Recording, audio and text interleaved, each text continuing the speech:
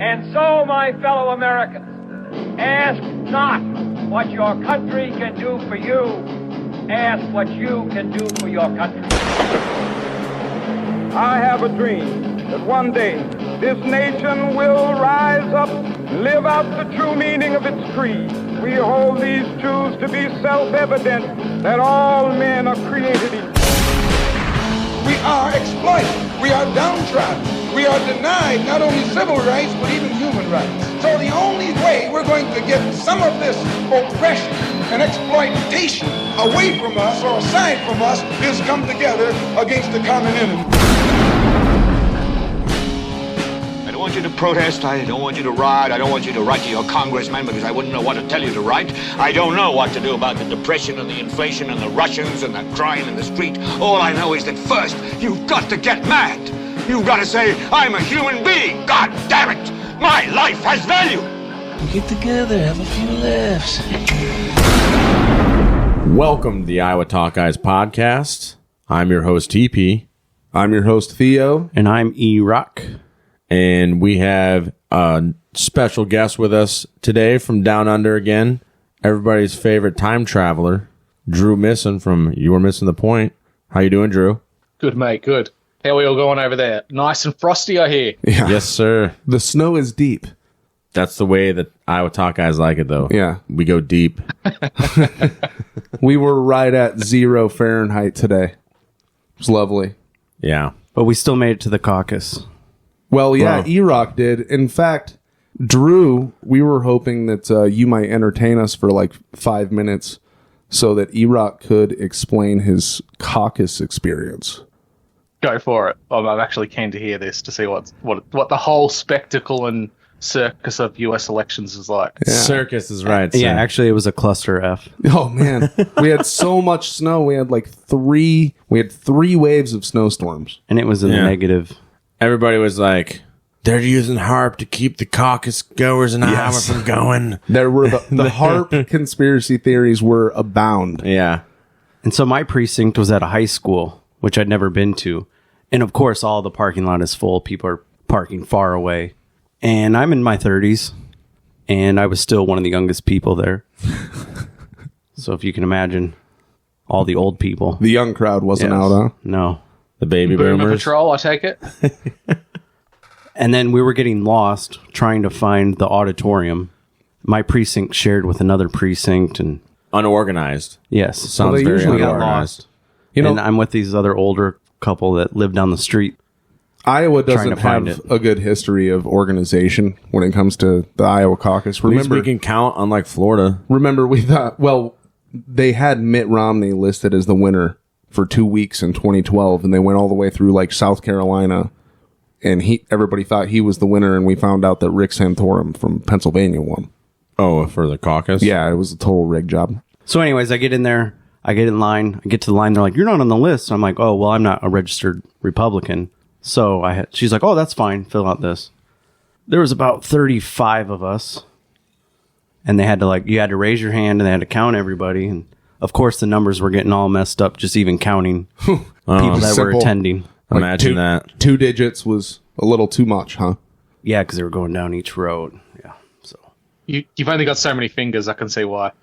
Right. They had to take off their shoes. Their snow boots.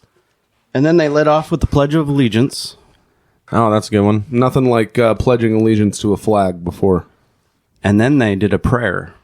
Yeah? And they asked somebody in the audience to lead the way for the prayer. You lead it? Did you volunteer? No, it was actually a neighbor, the old couple behind me. Oh, really? Oh, nice. Nice. Was it a good prayer? I didn't really pay attention. Oh. I didn't come to pray. Damn. I didn't think I was going to church. We thought you were going to correspond to your experience. Well, that's just interesting, though. Separation of church and state, but they kicked it off with a prayer in a high school.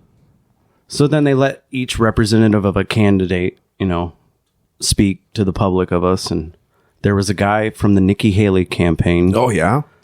That wasn't from here. Did he say bomb, bomb, bomb China? No, I think he was funded by the Democrats, though. Did he have a Lockheed and Martin tie? Yeah. Did he have a Boeing little lapel pin?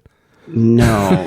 Did he have the Joint Strike Fighter? Did he have the Israel and the American flags crossed pin? No, not even in Did he Ukraine. finish every sentence with "brought to you by Pfizer"?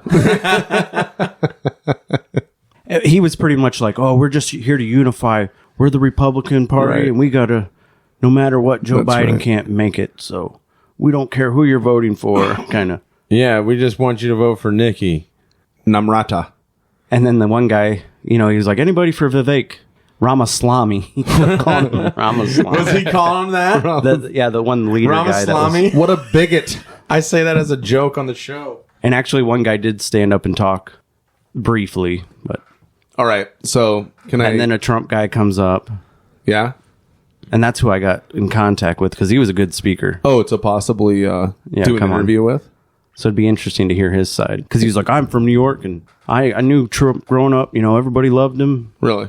He's like, "I didn't know him personally, but Yeah, even Kevin McAllister met him. in Home Alone." Oh yeah.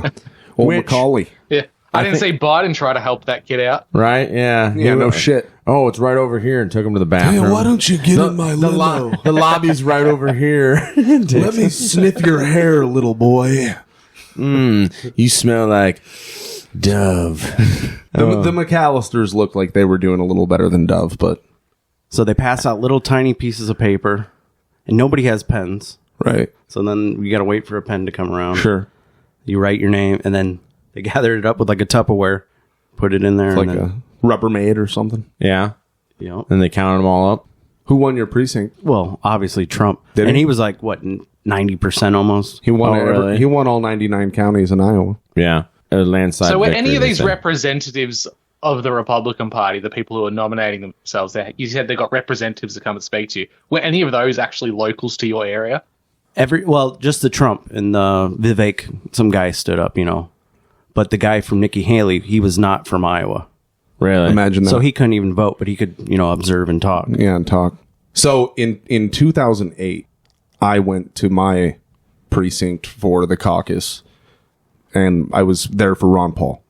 And I had a speech prepared in case nobody else did, and I was actually that guy because nobody else did. We all got together, and you got the speech? Yep. All right. I guess you're the guy. Do it to it. So I did it, and I remember there was this old boomer couple, man, and they were staring me down, and I was like, "Do you remember the Palestine Liberation Organization, led by Yasser Arafat, American armed and funded? Do you remember Al Qaeda, American armed and funded? The Mujahideen in Afghanistan, Osama bin Laden, American armed and funded. Saddam Hussein, American armed and funded." And I just remember the look on this lady's face. She was just like, like she saw a ghost or something, man. And Punched her in the face with the truth. yeah, her husband said something to me afterward. He's like, "You're completely right. And you scared my wife. But we can't turn our backs now with these little 223 pea shooters they got."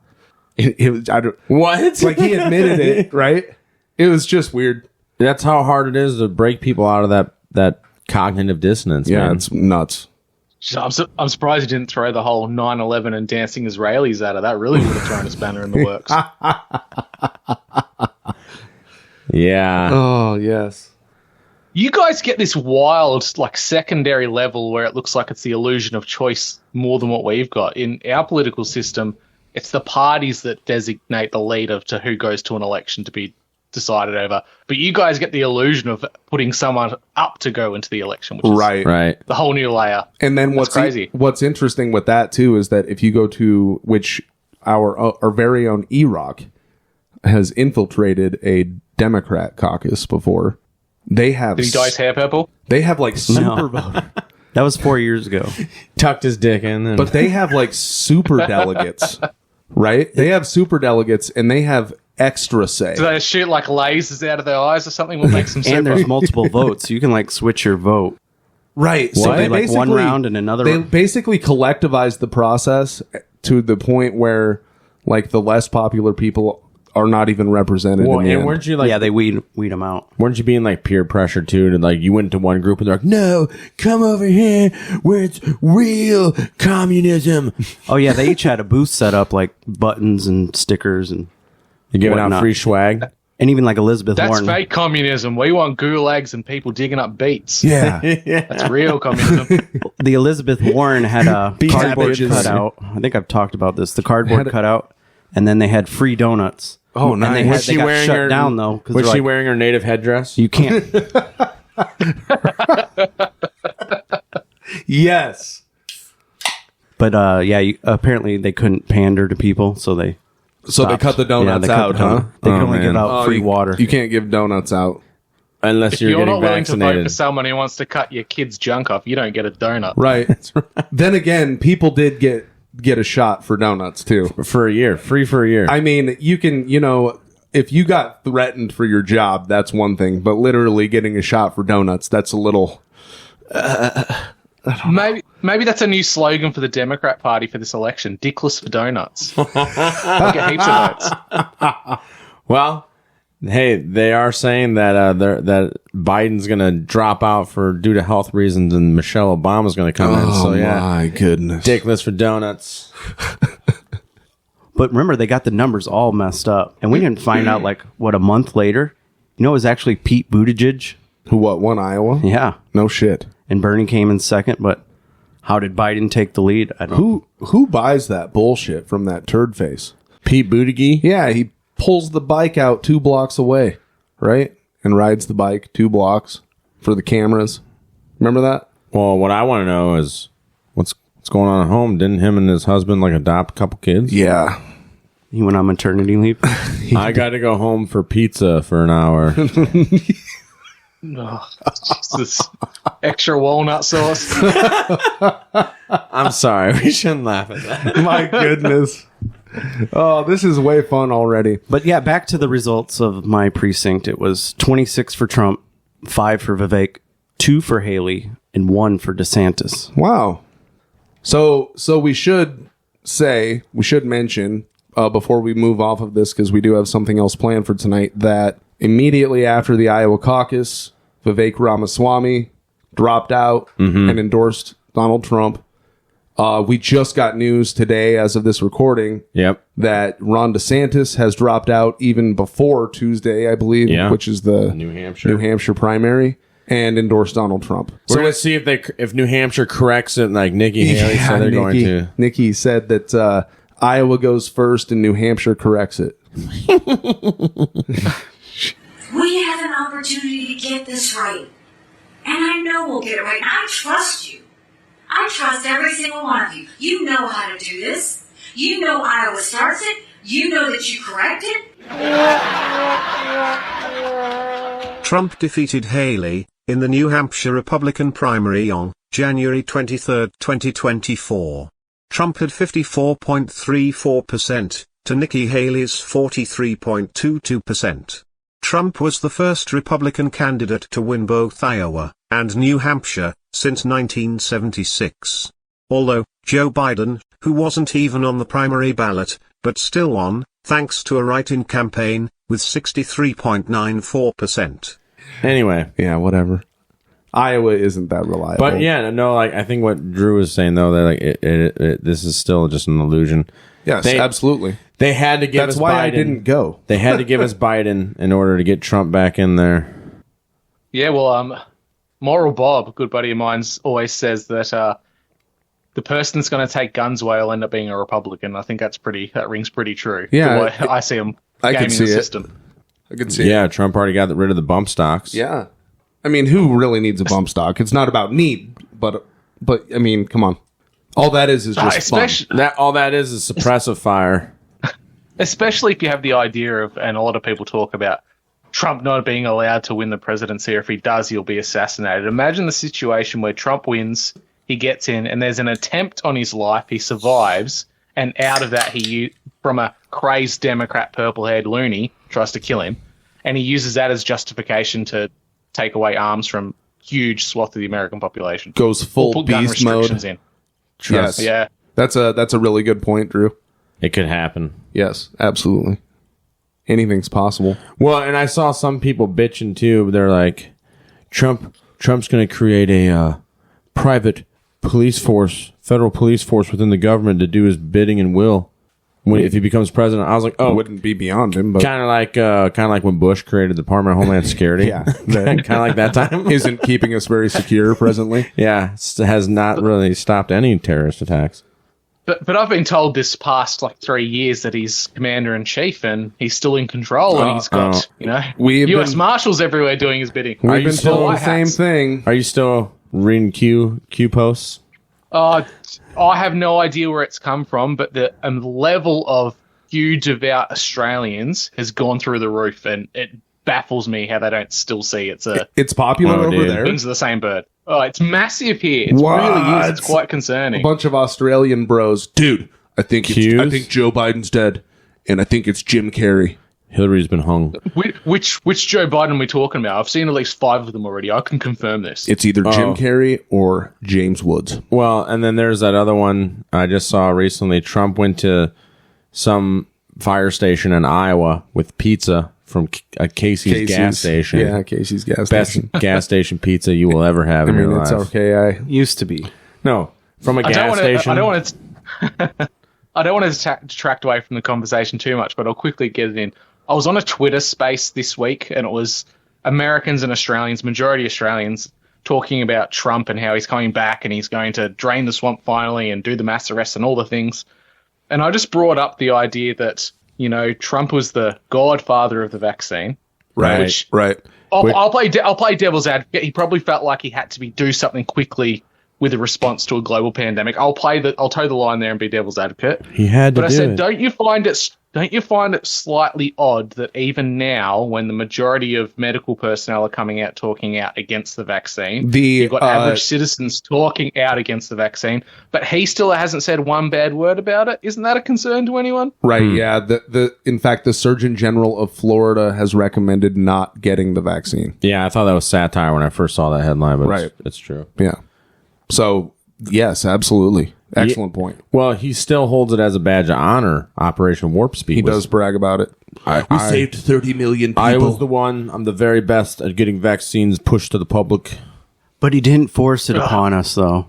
It was your choice. He didn't force it.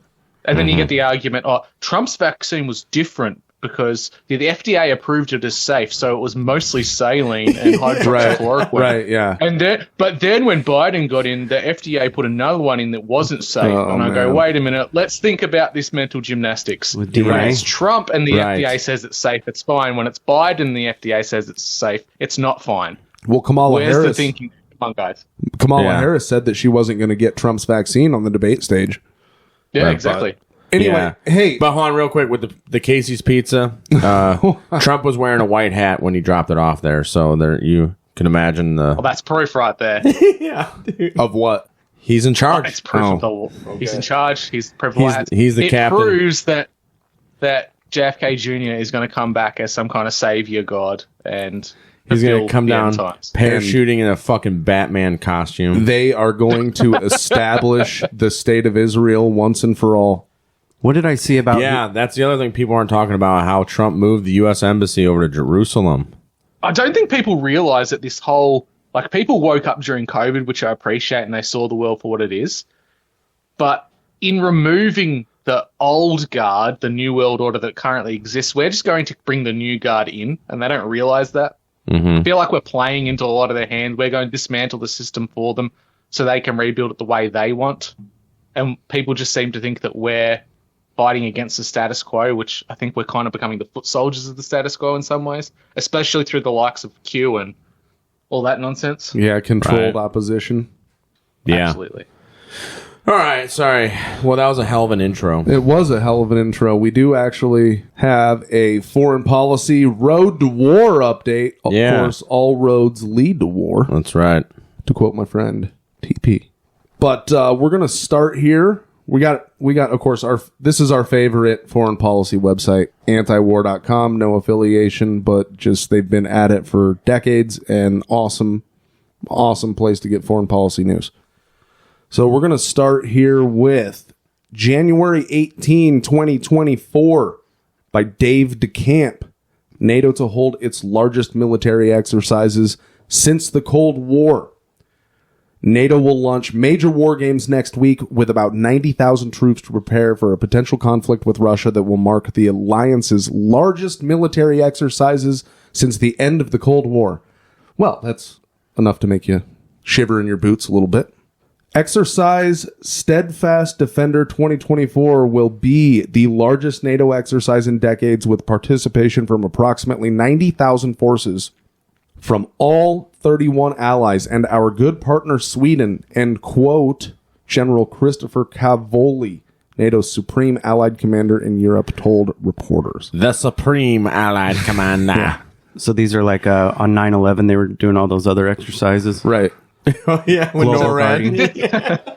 This is clearly all a precursor to they know that either Russia's going to make one of two choices. They're either going to take Ukraine completely over. They're not going to stop at some kind of predetermined line. They're going to take the whole friggin' lot. And they might continue forward into some of the other nations. That's what they're trying to prepare people for, or get them to think anyway. Right. I'd like to just read out a anecdotal story from a woman who was just in Ukraine, who points out the amount of propaganda and stuff that we're getting in the West, if that's all right, fellas, if you'll indulge me. Yeah, absolutely. Please. All right. So this is shared by a woman named Maria Matukacek. Butchered that Slavic name. I just got back from Ukraine, where I was visiting some friends. Everything we heard about what's happening in Ukraine is an utter lie.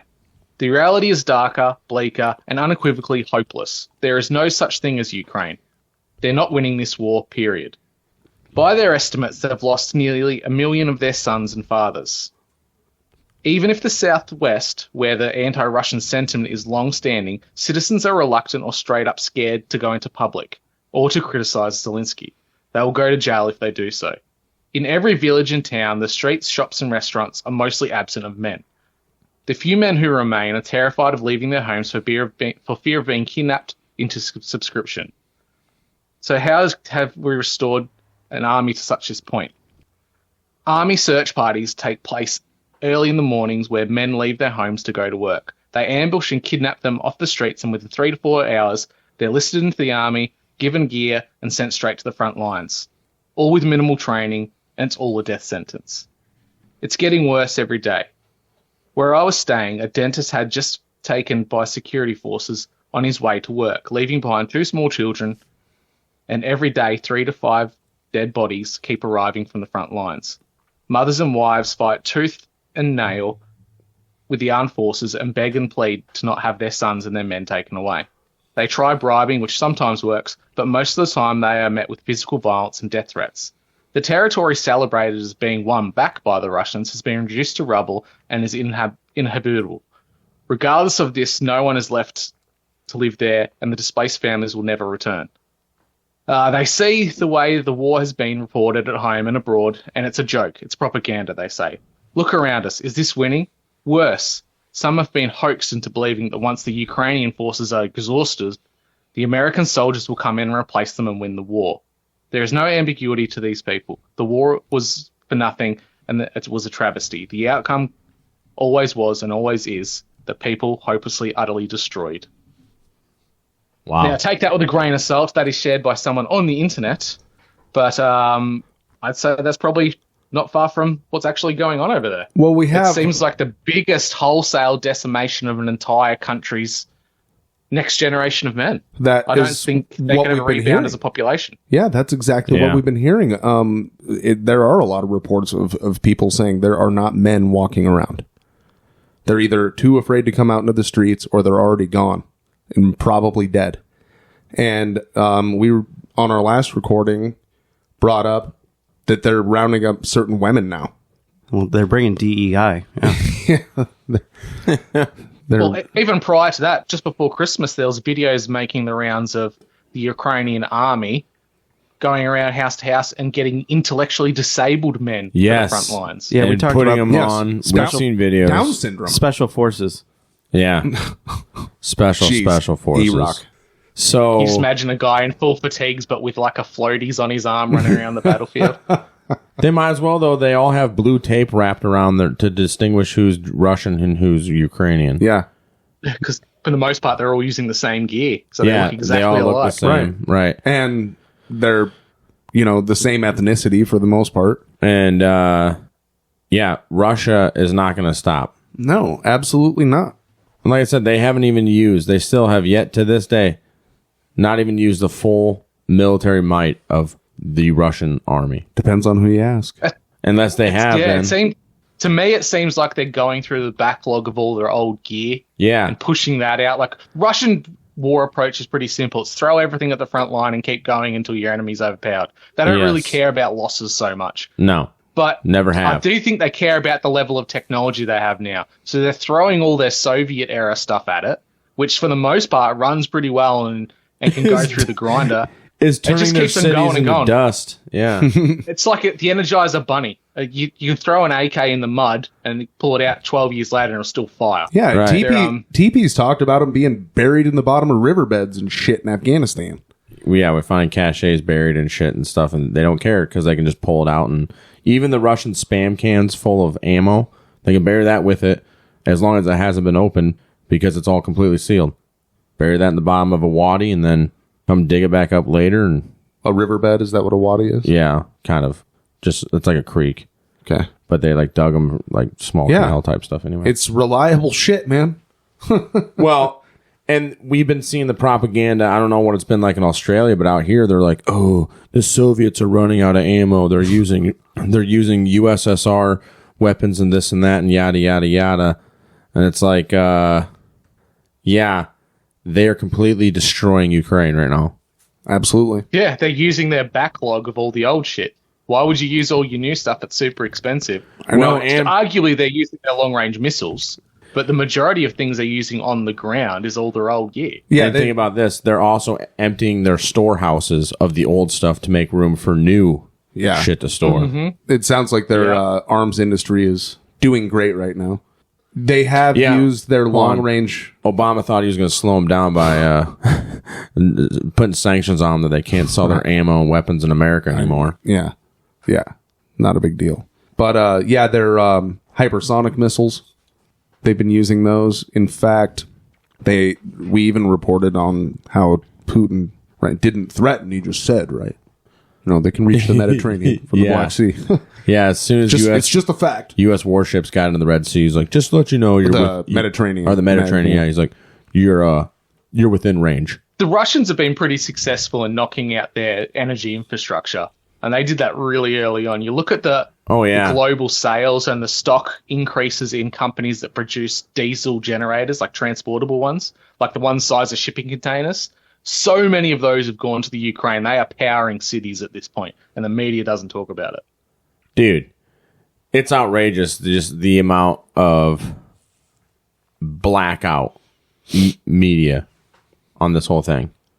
Well, I saw today that we've averaged something like $215 million a month going to Ukraine. But we kind of figured this because we knew right off the bat as soon as all this shit was happening that they were going to lie to us about everything. Absolutely. Propaganda was going to be fed to the American people. Right away. People started thinking about it, too. Like, man, we don't know what's going on over there. We don't need to be getting involved. But then as soon as the Israeli... Yeah, they just forgot about issue Ukraine. Happened, October 7th happened, boom. We got to defend Israel. Israel didn't do nothing. Minding their own business. But Zelensky was able to go to the World Economic Forum earlier this week. And was he at Davos? Yep. That's a whole... More. That's a whole other show. And Javier Milei's inauguration. Well, what's the Russian proverb about Jews? A Jew will be quick to tell you that they've been persecuted against, but they will never tell you the details as to why. Wow. Actual Russian proverb? Yep. Wow. That's amazing. Did you get that on Fortune Cookie? No. That'd be brutal. All right. So let's skip a little bit forward to the Newsweek link. This is January 29th, 2023, actually. That's what that says. That's weird. NATO official says alliance ready for direct confrontation with Russia. Rob Bauer, chairman of NATO's military committee, recently said that the alliance is ready for a direct confrontation with Russia as the country continues to fight in Ukraine. Bauer, an admiral in the Royal Netherlands Navy, told a Portuguese television channel, RTP, that NATO is focused on rearmament as Russian President Vladimir Putin's strategic objectives go beyond Ukraine and could possibly expand to neighboring countries. And we say this, or we read this in the midst of Sweden being entered into NATO, essentially, as we speak. Ending like 210 years of peace. Yeah, neutrality. And then Finland, too, right? Yes. We talked about that last year. Yeah. So, once again, what's the term there? Projecting, essentially. NATO keeps creeping, and they keep blaming Vladimir Putin for doing that, for creeping. He keeps putting his country near all of our bases. Yes. Yes. It's the high school kid. I'm not touching you. I'm not touching you. I'm not touching you. Inch away from your face. Yeah. Right. Yes. Except ready to for provoke someone. It's not his finger. Like NATO has their dick out in his face. Like, I'm not touching you. I'm not touching you. My meat is not on your face, technically. Yeah. No, but I can smell it. Swirling it around in his soup. You gonna eat that? Yeah. You want to eat this? This is yours? Oh, my bad. Yeah. But we weren't NATO's not provoking him. Right. Absolutely absurd. The article goes on to say, however, Chinese military experts warned against NATO's involvement in the war in Ukraine. How did that go for the past year? Not very good. Noting that the, quote, danger of another world war in Europe is increasing. The Global Times, a Chinese state media outlet, reported on Sunday. So that ties into the next article from antiwar.com, May 18, 2023, NATO to draw up Russia war plans for first time since Cold War by Dave DeCamp. And I bring these up, even though they're slightly antiquated, but not really, because it does seem that a direct conflict between the United States and Russia just continues to build. And I don't know. I think it seems inevitable at this point. The article begins, NATO is drawing up plans on how to fight a war with Russia for the first time since the Cold War. According to Reuters, at the upcoming NATO summit in Vilnius, Lithuania, this July, alliance leaders will approve thousands of pages of secret military plans that will detail how to respond to a Russian attack. So, plans have been drawn. Any thoughts, gentlemen? You look at what's happening now, and history doesn't repeat, but it rhymes. What's happening with the Anglo-American Empire that we now call the West? We're spreading ourselves very thin, or they are. Yes. We have a proxy war in Ukraine for funding arms, money, and all sorts of resources. We've stepped up to defend Israel, the greatest ally, with Yemen now kicking off. So we've potentially got two fronts happening there. Yeah, now, China. We're gonna get to that. In theory, beautiful. But you know where I'm coming from. It's like the Nazis or Napoleon having too many fronts for a war at once to possibly win. Yes. Absolutely, and people have been saying it for decades. Ron Paul. Yeah, that's exactly what's happening. Just take a look at some sort of an infographic map of military bases around the U.S. military bases around the world. It's absurd. But NATO was created so that this wouldn't happen ever again. Yeah, but people buy it. That's all that matters. Is right. That people, NATO would never, be the aggressor. Blah, blah. It's absolute bullshit. Just like a lot of other things they try to feed down our faces. Mm-hmm. Absolute bullshit. Yeah. To serve the few. But this reminds me of this NATO article, or this Breitbart article that I want to bring up real quick. Just says NATO, the next 20 years not, quote, hunky-dory, unquote, and public needs to prepare itself to survive, quote, the first 36 hours, unquote, of war, by an Oliver Lane. It sounds like a really good time to be in the Southern Hemisphere there, Drew. Yeah. Only if I want to speak Mandarin or Cantonese. Yeah. Well, Cantonese, they like freedom a little more, I think. Communist light. Yeah, and if you want, you can go read that article. But that just goes along with everything else that we're saying here. Like they are telling all their citizens over there, everybody needs to be prepared for shit. Shit's about to hit the fan. Absolutely. They've come a long way from can you remember at the start they said, "Oh, this will be over in 6 months. They can't possibly stand up against NATO's backing." Slava Ukraini. Going and going and going, and now they're trying to regurgitate the propaganda that the NATO gear is better than the Russian stuff. And they sent out a video, I don't know if you've seen it, of the Russian T-90M tank being fired at by the Bradley with the 25mm. And it's hitting and they're pinging. It looks amazing. But at the end of the day, what took the tank out was a drone.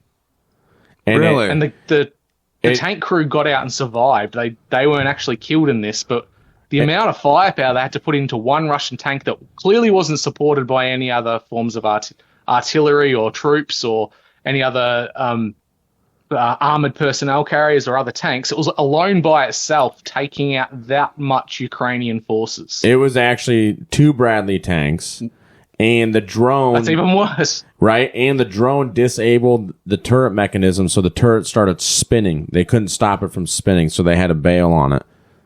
So, TP, what does a Bradley have on top of it? It's just like a 30 mil or something like that? It doesn't have like a small 30 mil cannon? Or, yeah, I think it's a 30 millimeter. Or like a 50 at most, 25 right? mil No, chain gun. It's a 50 and then too. missile pods, doesn't it? A 50 gun. It's got a 50, like a coaxial, like a 50 cal. Okay.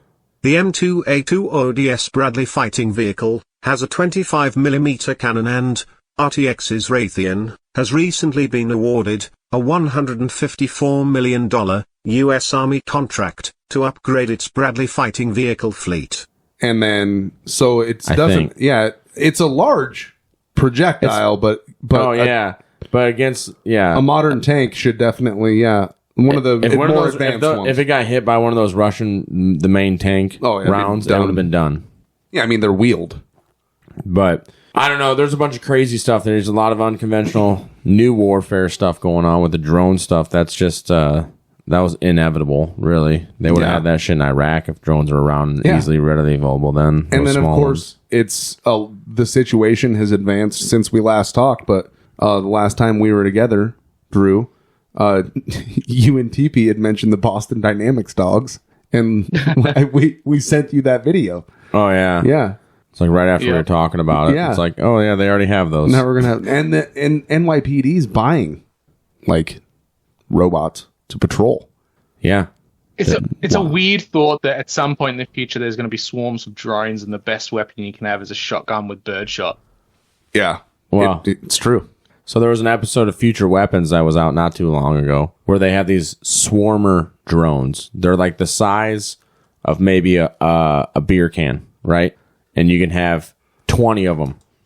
And they're equipped with small little shape charges on their belly.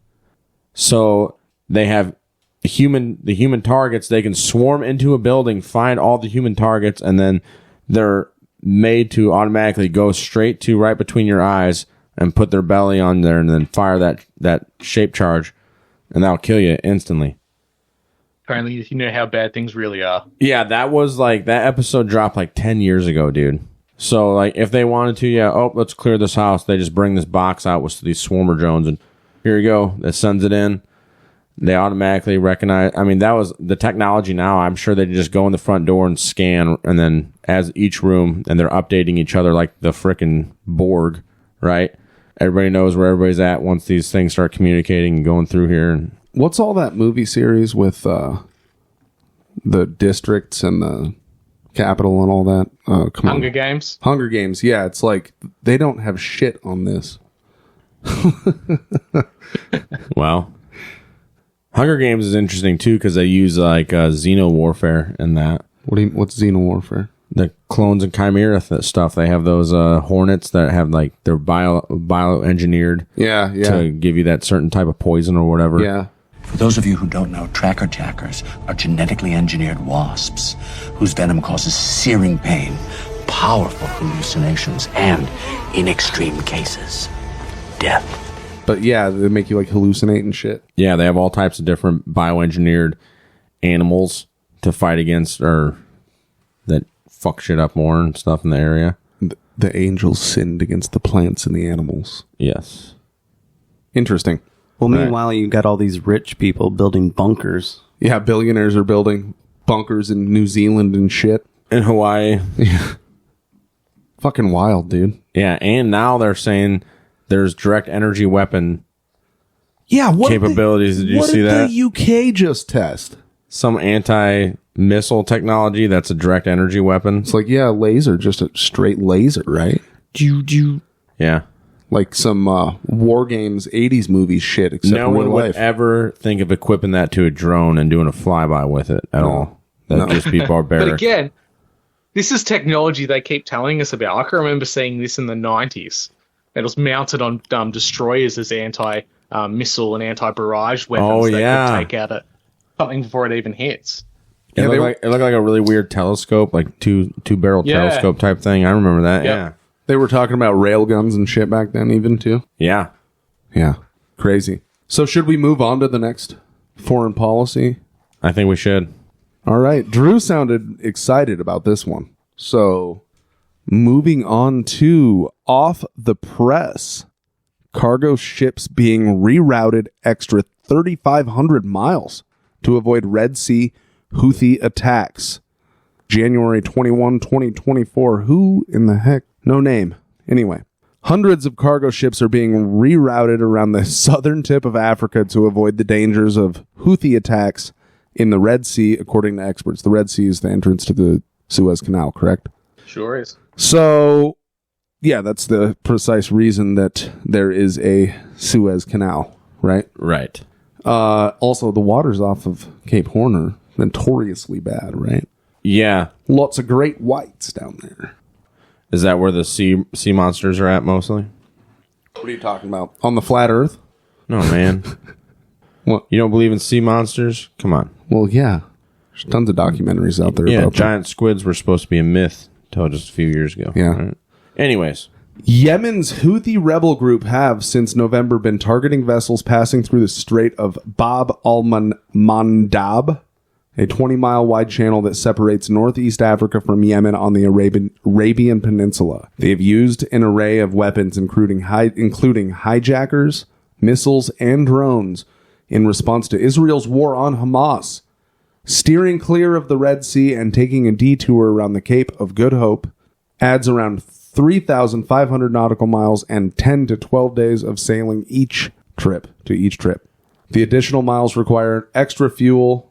And of course, we can all talk about the economic impact of that. Yeah, they're passing those savings on to the consumer. That's exactly right. That instant 30 to 40% jump in cost of living. Yep. Yes. Paying for another 3,500 nautical miles. We got to pay for all the man hours on those guys on the boats too. That's right. So, and pretty soon we're probably going to have to start paying for security forces to be on those fucking ships. We do know that the Houthis are awful mad too, right? They've been getting bombed by the Saudis for a while. I think like 300,000 dead, half of them from just starvation and not getting water and whatnot. What? Sanitation over the past 5 years. CNN would have told me if there was such a humanitarian crisis like that going on. And then there was the, what was his name? Abdullah Rahman al-Awlaki. He was a 15-year-old boy. Oh, yeah. Born in Denver, Colorado. And he was guilty of the crime of his father being alleged terrorist, being somebody's son, and he was hellfire missiled off of a Predator drone while he was having tea by in Yemen, Barack Obama's administration, by the Obama administration. Yeah, so I couldn't imagine why the Yemens would be pissed at America, right, or Israel, or Israel. We've got the same issue here in Australia. We've got a large population of Lebanese Australians. They came here during the Lebanese Civil War, and naturally, they've got a lot of family over there, and we had a similar situation, an Australian man who was drone striked by association with his brother. So he just so happened to be at the same location, not a terrorist himself, no evidence to suggest he is, but he was killed by an Israeli predator. Wow. And that's just cool. That's fine. There you go. Australian citizens just being murdered. People I have talked to about this, actually, like a lot of the time, pretty much consistently, what they'll muster up is, I'm for them killing terrorists all the time, man. It's why I gave up my rights. Kill them all. It's like, this kid was 15 and he was born in Denver, dude. Like a trial? Yeah. A youth detention center or something, maybe? I don't know. Have SEAL Team 6 go nab this kid and put a bag over his head and bring him to Quantico or something. Most people they go straight to the, well, he was probably being groomed to be the next leader of a terrorist cell. I've heard that one too. I'm like, you can't even sit, like, really? You can speculate all day. Yeah. Or he could have been the fucking guy that cured cancer. Who knows? But he's dead. That's right. Even the stuff that came out about the Irani special forces taking out or claiming back the cargo ship or the oil tanker that was in the Gulf there. And, right. Oh, they're out of hand. The Iranians are starting to take ships over. I'm like, yeah, it was their ship. Yes, we stole it from them first. That's right. We stole it from them first. That's right. And pumped all the oil out of it. Yeah. Stole their oil and just like, well, it sucks. You guys were in the wrong place at the wrong fucking time. This here is our sea. Yeah. This here is our canal. Even though it's nowhere near From our sea to country. shining sea doesn't mean East Coast to West Coast. It means the Gulf. Yeah. And this here is our ship. Yeah. Yeah. Now get the fuck out of my country. You ain't gonna be cooking your flatbreads in your tandoori oven on this bad boy no more. Yeah, that's the craziest part about it. Well, we just did a show that's going to be dropping before this one about on the border, some immigrants died trying to cross the river at this section where the Texas National Guard took over. Eagle Pass. Yeah, and the Border Patrol was trying to be like, they wouldn't let us get down there and help them out. We were trying to save these immigrants, and the Texas National Guard wouldn't let us in. Then come to find out, these guys were dead before the Border Patrol even knew what was going on. I mean, we're not laughing at the fact that there were dead people. Yeah, but yeah, just the absolute insanity when it comes to gaslighting and complete asinine behavior. Yeah, we shouldn't be surprised, at this point, but it never ceases to amaze you, does it? Not at all. It's the idea now that they're kind of pivoting. They're trying to get involvement in the Middle East more by trying to appeal to people. Oh, it's going to be harder to live because all this traffic on the ocean it's not going through that part of the world anymore because these Houthi rebels. We might just have to give Yemen some freedom. That's right. And that's where they're definitely going with this. Like the whole idea that this wasn't singly a US result in attacking the rebels. It was the British, via association, Australia, Canada. All these nations are jumping on board to, chomping at the bit to get involved in something that we've seen repeat twice in the past 30 years. Of course. To no Right. success. Yeah. Hey, even Hillary Clinton's ass said it. She's like, we've done this before and it backfired on us. Yeah. Well, so we do know that for the past week, we have been bombing the Houthis in Yemen. Yeah. In fact, Not our government. Our government, yeah. I'm not a pilot. But Biden was asked about this, and he flat out admitted it's having no effect, but we're just going to keep bombing them anyway. It's having no effect. But we're going to keep bombing them anyway. What, are we just hitting sand? I don't know. But these Yemenis are in front of the sand that we keep trying to bomb. I gotta love how community notes on Twitter and Instagram and all these things, people are starting to game the system. So people will make a claim on their post saying that the Yemeni forces managed to destroy the USS Liberty. And then a little bubble come up. Fact check. The USS Liberty was attacked by Israel in 1965. Yeah. Yeah, I've been seeing that on Twitter too and Instagram. Nobody wants to talk about it. Yeah, it's crazy. I mean, well, people won't believe you if you say it. That's why the fact checks are doing it for us now. But just to a guy at work or something like that, they think you're crazy, dude. Not America's greatest ally. No way. Yeah. Speaking of that, I mean, given your profession, Drew, can you even have conversations with coworkers about certain things? This is the interesting thing. That's all aspects of this, like all things, are politically weaponized. That the union, the teachers' union in Australia, the AU, they heavily backed support of a free Palestine, and there was this unofficial memo that went out that had teachers, if they wanted to show support, they could wear a niqab or they could wear some kind of a Middle Eastern shawl around their neck to show support for Palestine. Sorry, support for Palestine. For people who have no reason or they have no idea why they would be supporting Palestine. Right. Yeah, exactly. They've weaponized the lefties on this, and at the same time, they've pissed off the right side of politics, going, "Oh, teachers shouldn't be doing this." Blah blah blah blah. I'm like, okay, let's just really look at this. why is someone trying to get people to do this? Right. On the other end, why is it happening in the first place? Take a bird's eye view on this, people. It's not so reductionist as being an Israel or Palestine thing. You have to look at what's really going on. It's nuts. And most people wouldn't have two things to say about it. Either they'd be on one side of Israel's an occupying nation, they shouldn't be doing this. Right. They're colonizing that part of the world. And then you've got the defenders of Israel, like, oh, Israel has a right to defend itself. I'm a proud Zionist. God gave them that land. Oh, my God. Yeah. It's wild. Yeah, that's gotta be interesting. Yeah. It's a pretty divisive issue, but it seems to me to add to the divide and conquer, formula.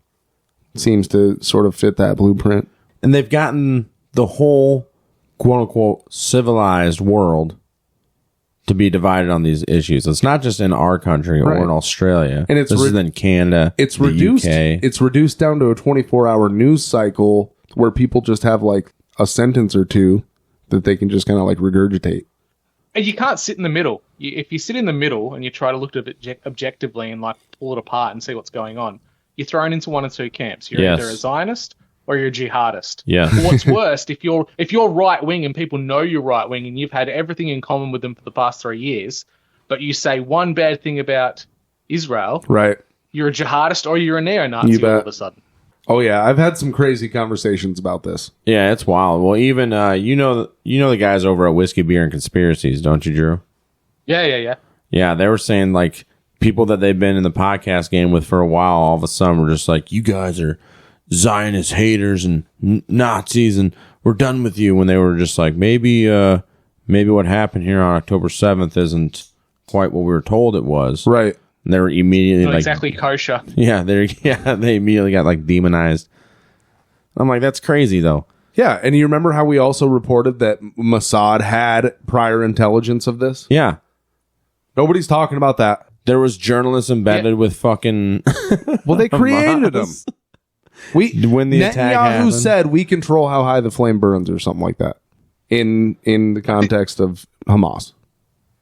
I think America's got a bit more of a unique kind of state on this because the evangelical Christian movement is so big in America compared to anywhere else in the world that there's these people that would die for Israel. But I think you've all seen the meme where it's a guy sitting there, I die for you, I do anything for you, but you're my greatest ally. And then it looks back at like a Sephardic Jew and he's looking at him saying, I hate you with every fiber of my being.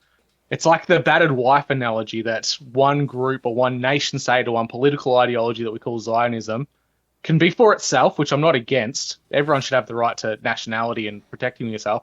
But when that starts impacting other countries and destabilizing other countries around the world to protect yourself, that's an issue. Right. And a lot of people don't seem to realize that. Yeah, it's really bizarre. Like you said, that you can't, societally, I guess, you can't take the middle ground because then there is no middle ground in the majority of people's eyes. You're either hot or cold. Well, you're not allowed to have a middle ground because we've been conditioned to have statements like you don't talk about politics or religion at the dinner table. Yeah, and it's that's not polite conversation. What else is there to talk about? Well, yeah, really, the things that matter most in life, religion and politics. And you'll never find middle ground unless you have those conversations. By not having them, people get entrenched on their sides, and that's where you get the whole idea of groupthink or echo chambers. Echo chambers, because people aren't having conversations. Well, in their minds, they are having conversations because they're going to that echo chamber on Reddit, true, or on Twitter or whatever television programming. Right, they're just having the shit. I'm so sorry. I forgot a conversation was jumping online and calling someone a bigot or a Nazi. Yeah. Well, they do that on Facebook. Then they go to Reddit and the echo chamber and they're like, you will never, and they screenshot everything. And then all their friends are like, you're totally right. That guy is a bigot. What you should do Look at him, he's white. Yeah, you should bathe yourself in some ice cream and have a whole large pizza to yourself. And just like Joy Reid after the caucuses, calling all the Iowans. But, I feel like the important sort of data point, and Steve talks about it a lot, he's going to probably talk about it a little more tonight, is that these are white Christians. that this is a state that is overrepresented by white Christians that are going to participate in these caucuses, especially tonight. They see themselves as the rightful inheritors of this country, and Trump has promised to give it back to them. So basically, yeah, that's what she turned it into. It is a white evangelical state. Iowa's been a swing state forever. Hey, whatever color you are, if you want to come up here and survive this past week with us, you're more than welcome to. What do you mean? Like fucking our fault that Iowa's mostly white. I don't know what to do about it. Most people that move here from other places fucking hate it. So I don't know what to tell you. No, but you do. There are some people that move here and love it. Yeah, it's true. Our state is you either love it or you hate it. It's true. If you don't like it, most people leave. We're totally cool with it. Yeah. But most Iowans, dude, I'm going to tell you this right now, pretty down-to-earth guys. You can usually have a conversation with people about stuff. For the most part. For the most part, yeah. But, you know, we still have our issue areas. Des Moines, Cedar Rapids, Davenport. Yeah, to name a few. Thank you. Iowa, I want you to know I will keep doing what I have done my entire life. We came, we saw, we died.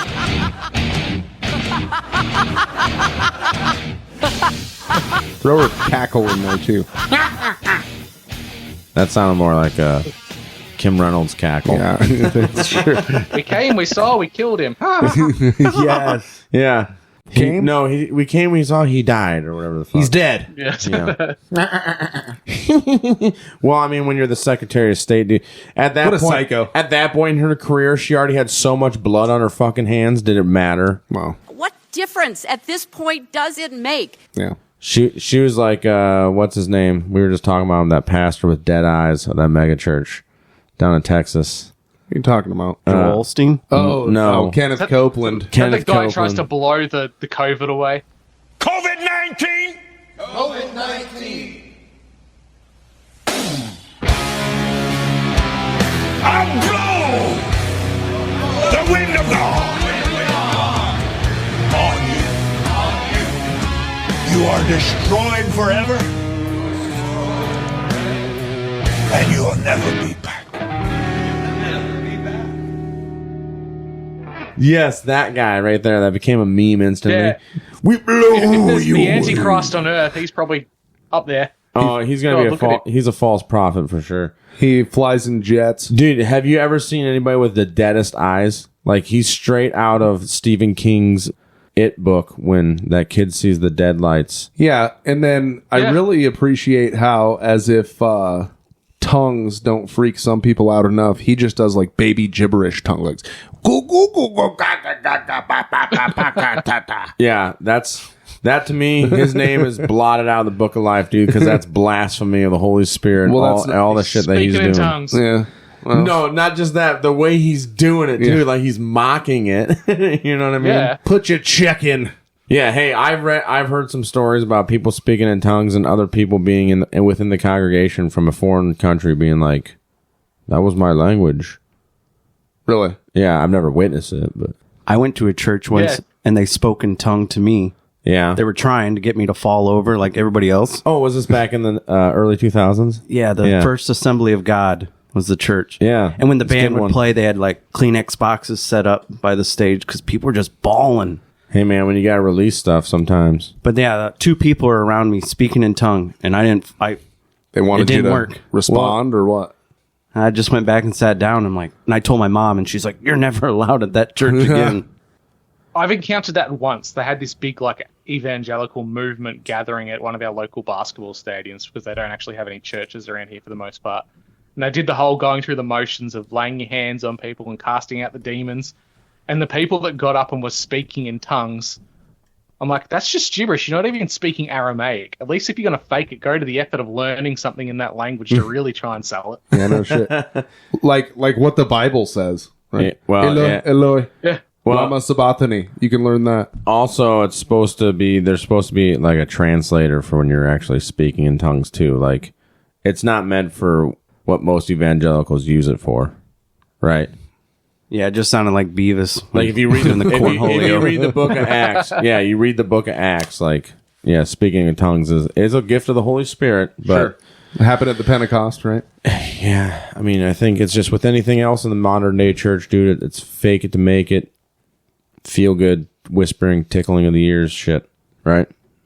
Whispering sweet nothings. Yeah, I wanted to step back, Saki back, just a second to something that Drew said about American evangelicals, and I wanted to kind of add to that something that. Well, I mean, to me, it's obvious that they're not reading the Bible. And that is because the sacrifice of Christ on the cross, if you read the Bible, completely negated the need for the land of Israel. Yes. It's done. Mm-hmm. It's over. Would you agree with that, Drew? I'd agree. We have Pentecostals in Australia as our evangelical Protestants. Oh yeah, And you they guys very got much seem to be Hillsong. the same way.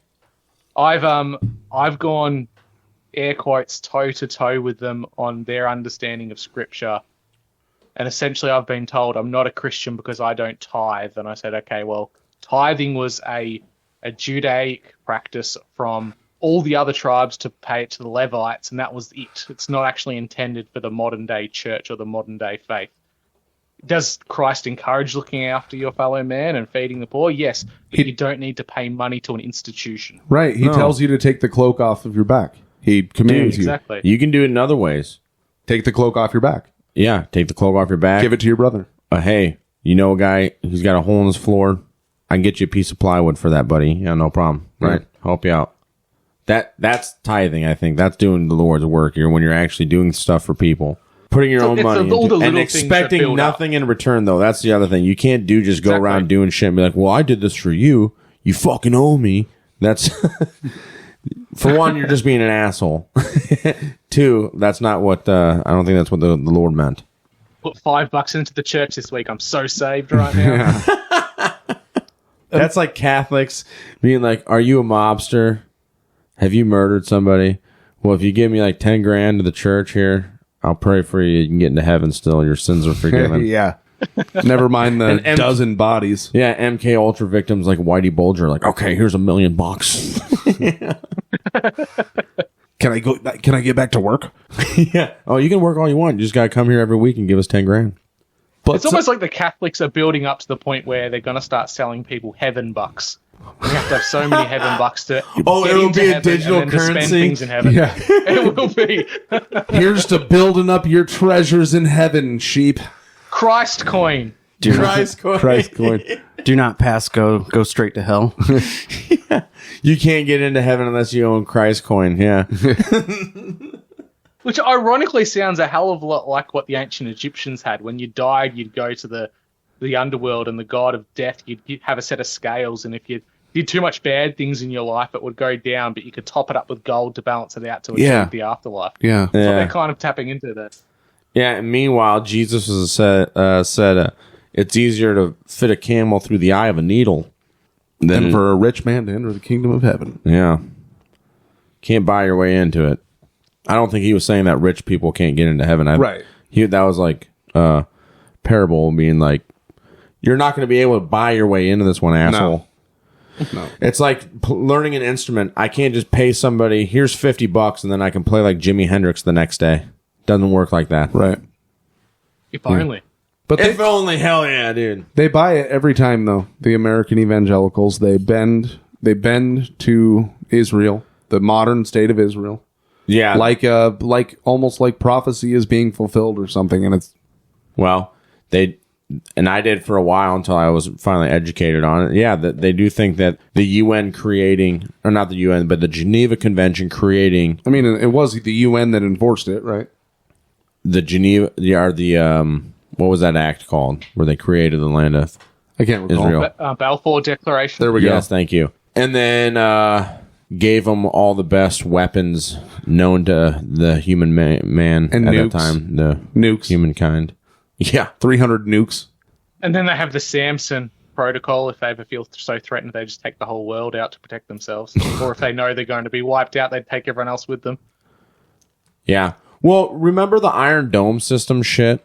Like, that was right after 9/11. And another reason the U.S. was pushing for, they're like, Israel needs this to defend themselves as well.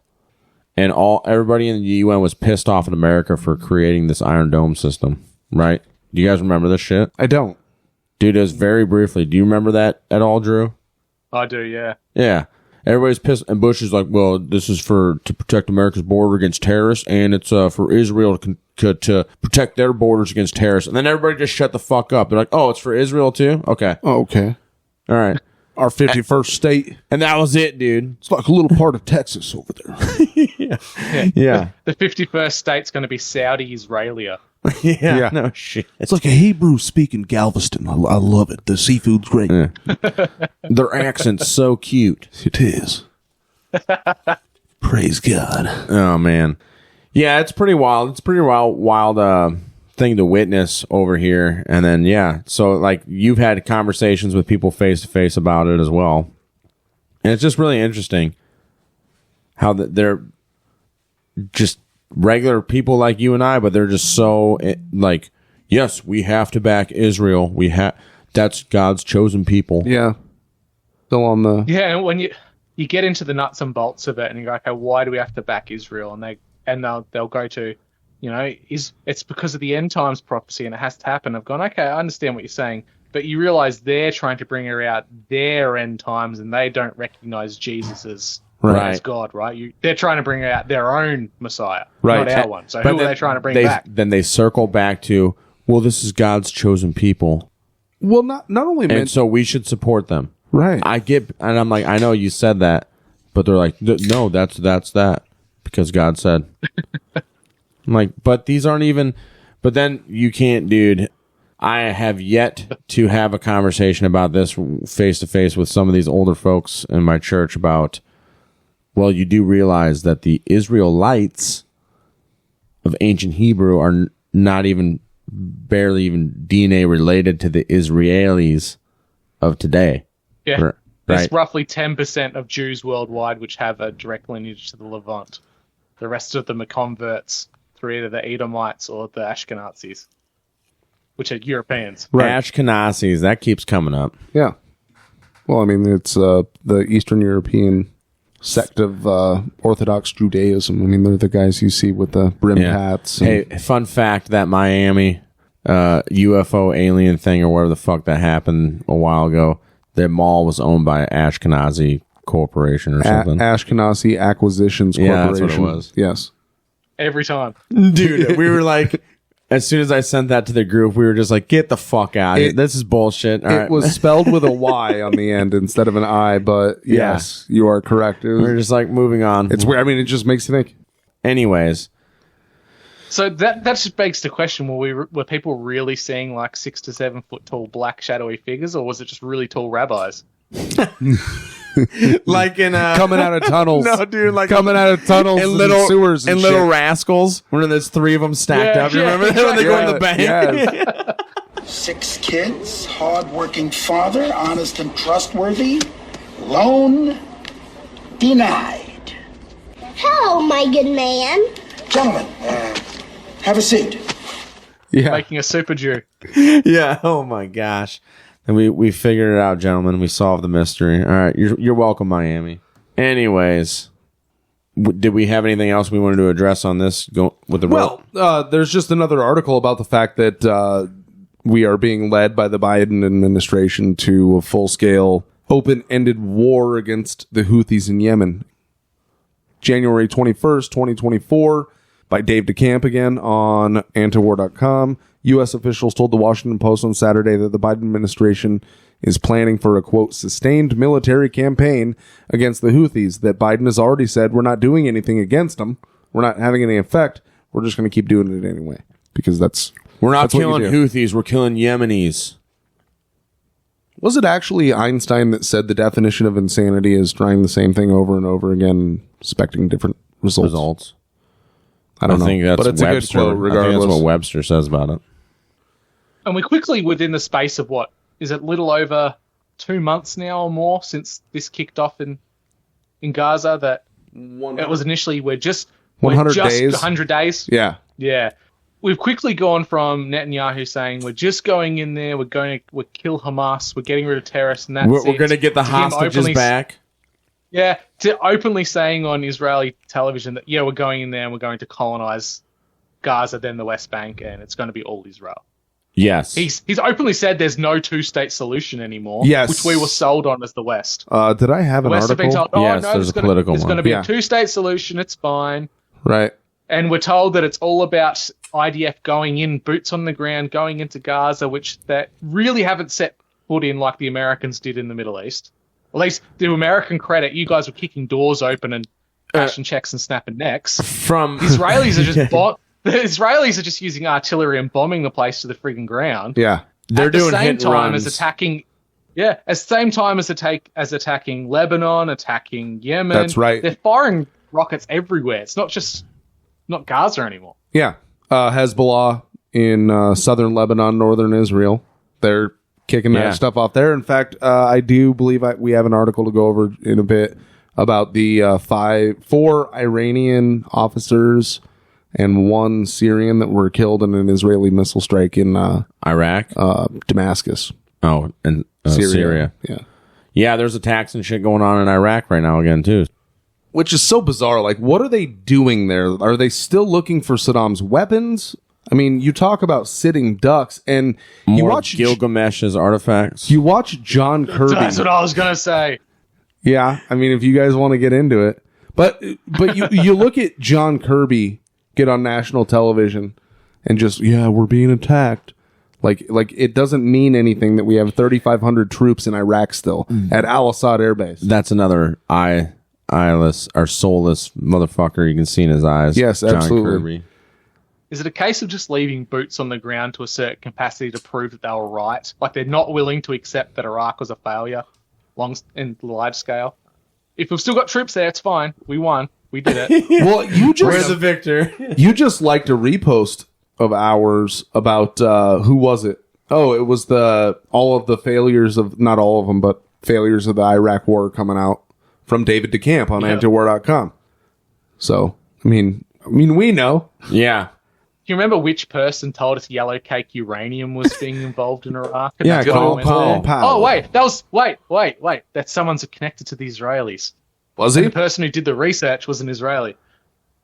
The information was provided by Israel to say That's right. Yes. Yep. Liars.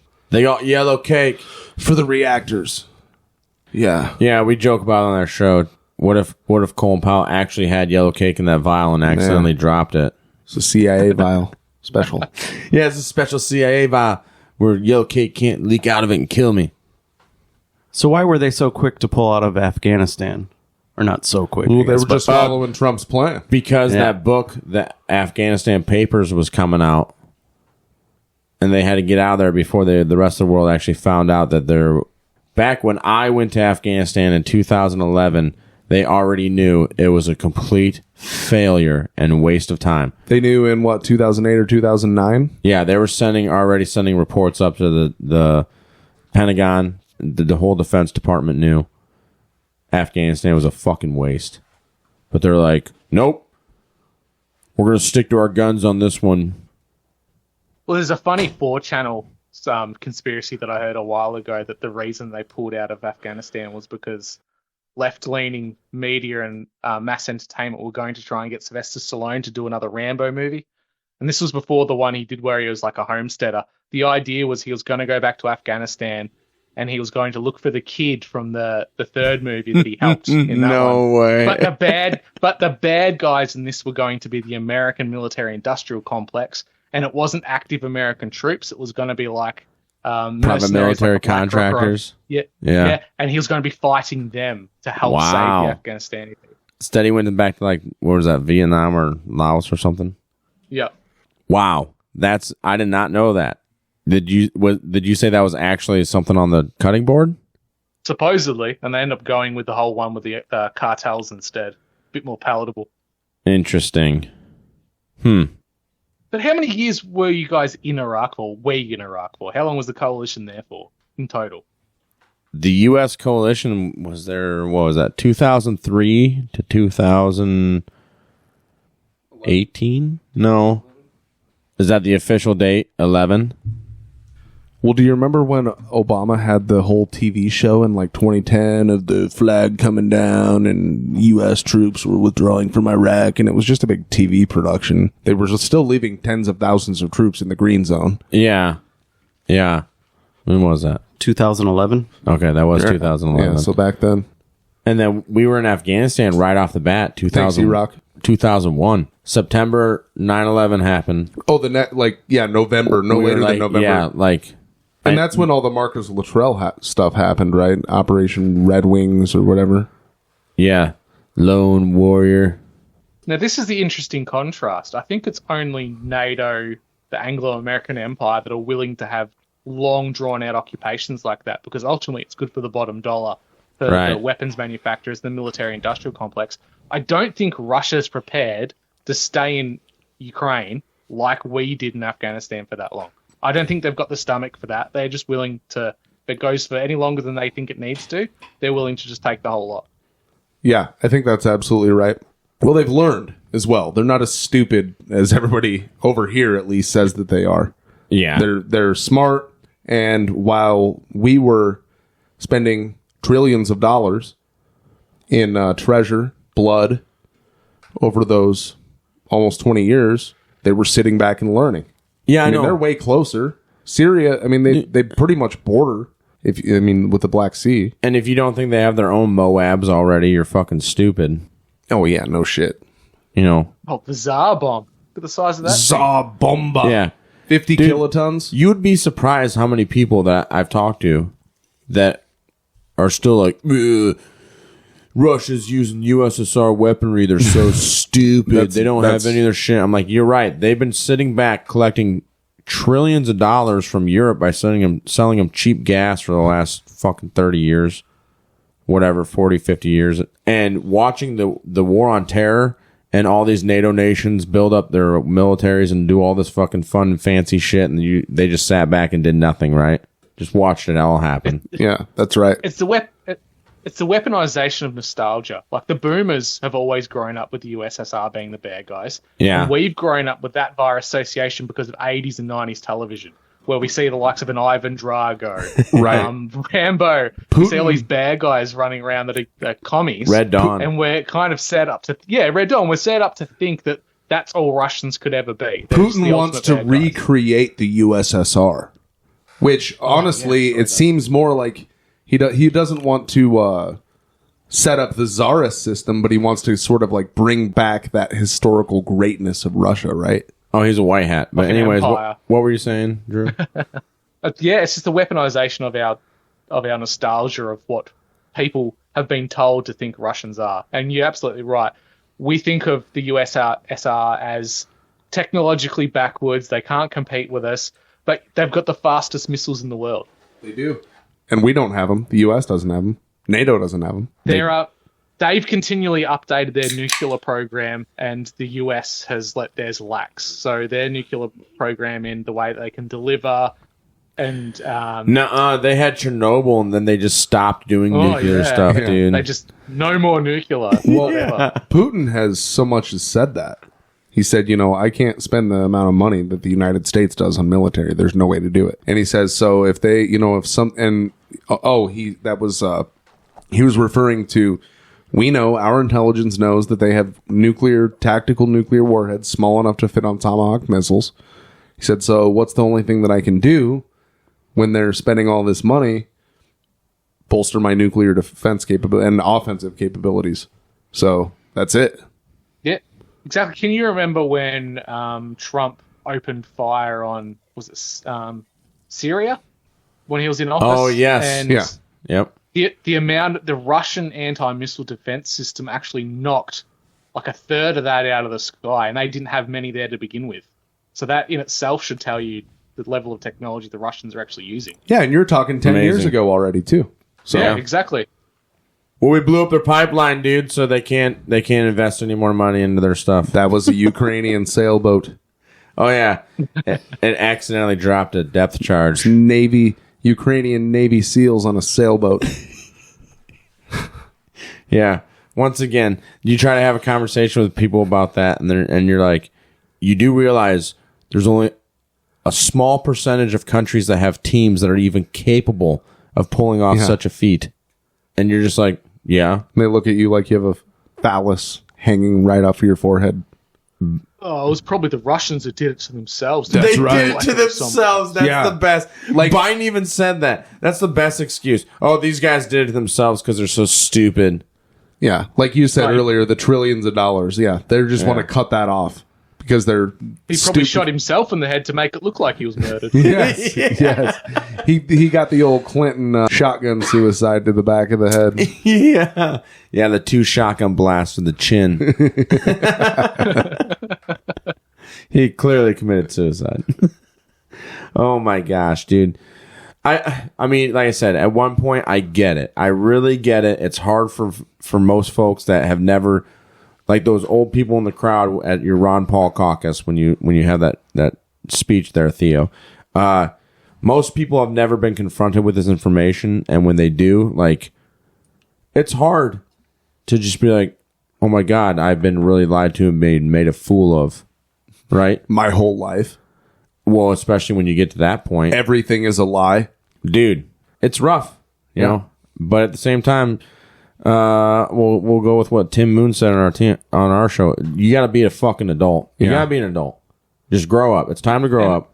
It's detaching yourself away from the idea that we are the bad guys. It's not we. We aren't the government. We aren't the leaders of our countries. It's them. They're doing nefarious, shady, evil shit. Right. And we're just the pawns that are caught up in it. Yeah, and we literally have zero control. You can do something. Yeah, exactly. We have none. But we do have some control. Stop being a pawn in the game, dude. I was a pawn when I joined, but I didn't know any better. You go get a job, dude. They're taking 33% of your check right away. I mean, yeah, I mean that's part kind of of reflected in the military intake in the States at the moment. Now, no one really wants to join anymore. It's the lowest in what? It's the decades. Longest, it's the lowest. Yeah, exactly. Our last recording, you brought up the Breitbart article about how they're baffled at the white kids aren't wanting to join. Well, we also did that 2-part series on is the U.S. military too woke to wage war, right? And that we talked about all the DEI crap that they're pushing and how they've been lowering standards for individuals to be able to fit. So here's one thing. I don't know if you listen to those shows or not. Paying Drew. for transitions? Yeah. You can join the military. They can pay for your transition. And while you're on hormone blockers and all this other stuff, so leading up to this actual surgery and then after the surgery, you can literally be on light duty. Not deployable. And undeployable your entire 4-year stint of active duty. And you can go in as a guy or a girl and come out as a girl or guy, whatever you want to do. And the entire time, you don't have to do any physical training. You don't have to go through pre-deployment training. You don't even have to worry about being deployed anywhere. You just hang out in the office somewhere and chill while your dick shrivels up. This isn't the level of Frankenstein monsters my wildest dreams imagined the U.S. military had. A bunch of trainees walking around. I thought it'd be stuff like Dogmen, right? Super soldiers, Cyborg, Island of Dr. Moreau.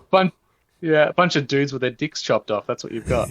Yeah. And men walking around with scars on their chest and no dicks. The Navy Times reported on January 26, 2024, that the U.S. Navy will allow those without a high school diploma, or GED, to enlist, as long as they score 50 or higher in the Armed Forces qualification test. Is the Australian military doing anything? Like allowing transgenders in or anything like this? No, it's you can tell you're gearing up to war when the Australian recruitment ads are predominantly all white, strong, fit-looking men. Oh, the Army started doing that now since their white recruiting numbers are down. It's kids from Kentucky now. And Texas and Ohio. We tend to always be a little bit behind what happens culturally with you guys, but it's predominantly still your average Anglo-Saxon male that goes into the Australian Defence Force. You're starting to get a lot more Southeast Asian, Indians, subcontinental background people, but predominantly it's still men of the Anglo persuasion. And not a lot of that woke stuff, which is good. There's a lot of NCOs and a lot of ranks that have been appointed to women for diversity's sake. And that's happening a lot too. There's nothing huge in regards to I'm going to go in as Michael and come out Michelle.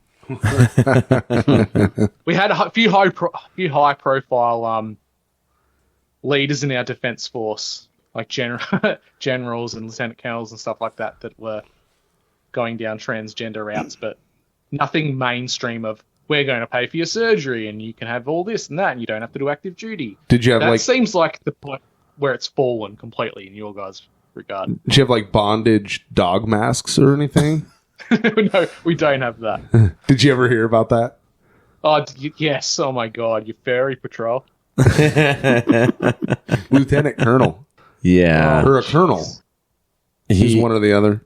Well, yeah, it's pretty wild. And so now to the brilliant idea in our country to make up for our low recruit numbers is all these illegal immigrants coming in. We'll just give them uniforms and secret clearances. Yeah.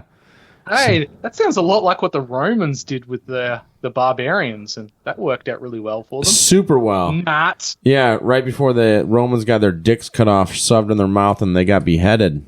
Nice mental image there. Hey, that's what happened. Most of them. The other ones just converted to the Roman Catholic Church, and here they are today. Well, should we move on to the next article? Please do. Gentlemen. Okay, we're going to go to this AP World News article. Israel's military campaign in Gaza seen as among the most destructive in recent history, experts say. How do we start getting these expert paychecks? Because, I mean, this is what we've been saying, right? We're just a couple of guys in Iowa. We don't know shit about fuck. I guess you're right. This is by Julia Frankel, January 11th, 2024, Jerusalem. The Israeli military campaign in Gaza, experts say, now sits among the deadliest and most destructive in recent history. In just over 2 months, researchers say the offensive has wreaked more destruction than the razing of Syria's Aleppo between 2012 and 2016, Ukraine's Mariupol, or, proportionally, the Allied bombing of Germany in World War II. Wow. Holy shit. We got great literary works like the Slaughterhouse-Five out of that and stuff, and the Israelis are... They're going big or going home, huh? Yeah. That's terrible, man. That is terrible. Sorry not to laugh about that. But no, that's not what we're doing. It has killed more civilians than the U.S.-led coalition did in its 3-year campaign against the Islamic State group. Isn't that wild? In 100 days. It's a lot to conceptualize, too. You have to comparing apples and oranges, 100 days... indiscriminate bombing. It wasn't surgical. It wasn't door-to-door. It wasn't routing out radicals. Hospitals, schools. It's just been bombing. Yeah, you bet.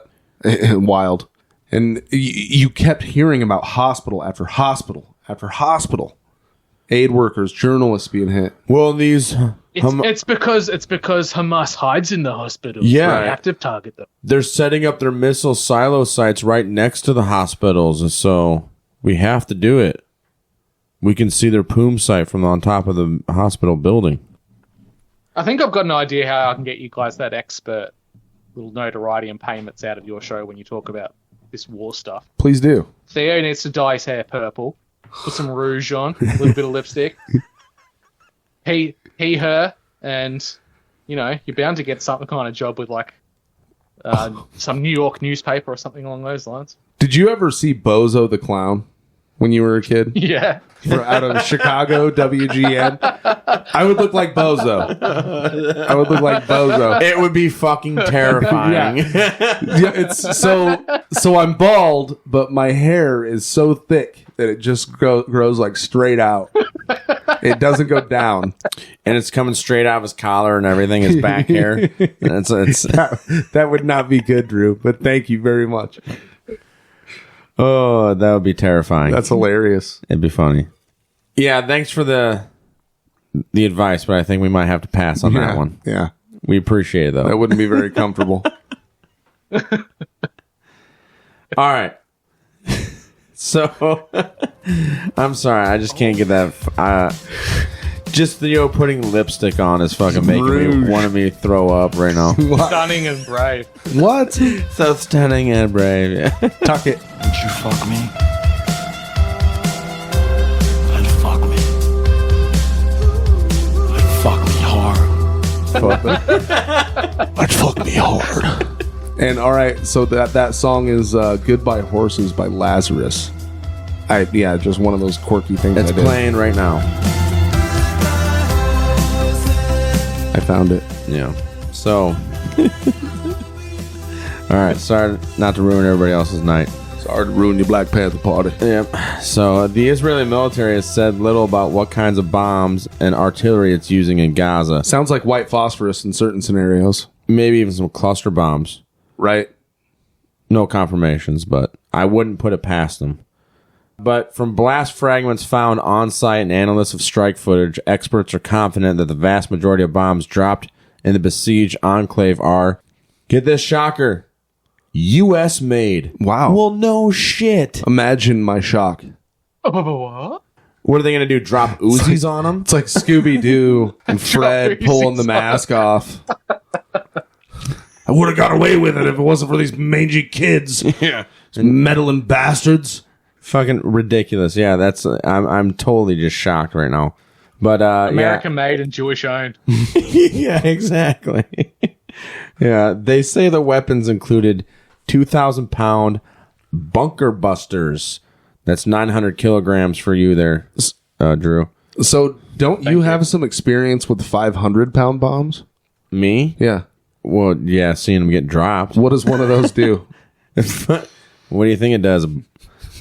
Blow stuff up. Didn't you have to open your mouth so your teeth didn't? No, that wasn't me, but I saw that happening. Yeah, because some officer's like, "This here Viet fucking Nam," so he called in a danger close on one of those 500-pound bombs. It totally unnecessary.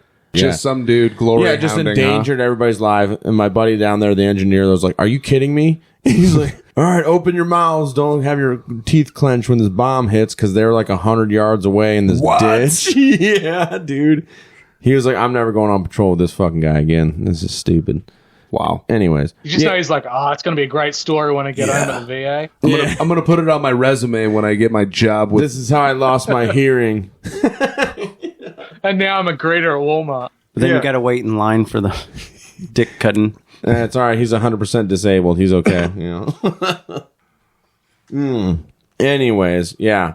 But, those bunker busters have killed hundreds in densely populated areas. Yeah. You want to know why? Because explosions don't give a shit about anything. Mm-hmm. Indiscriminate bombing. Equal opportunist killer.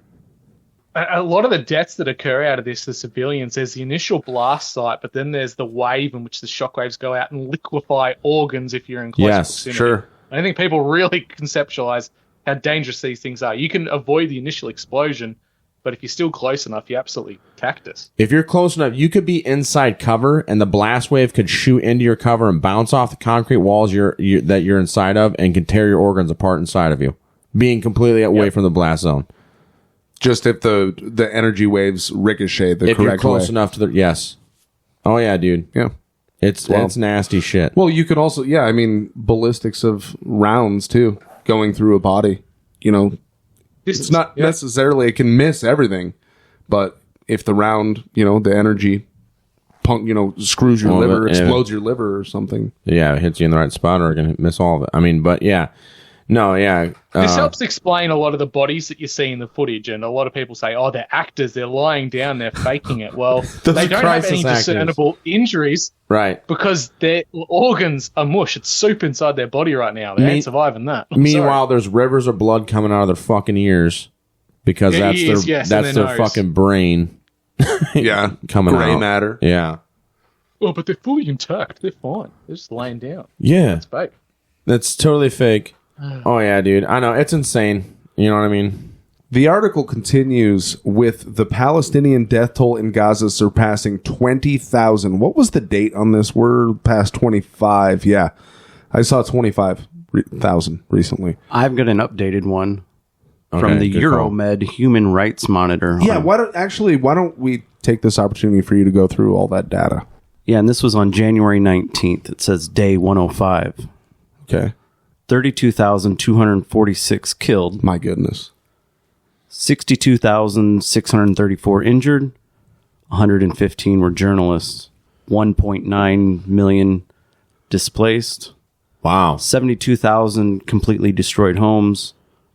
190,000 partially destroyed homes. Juan, so when you think about that, though, those homes are housing mostly of them are at least two people, probably, if not multiple families. Yeah, because families. Gaza's so fucking tight and so much population in such a dense area. You bet.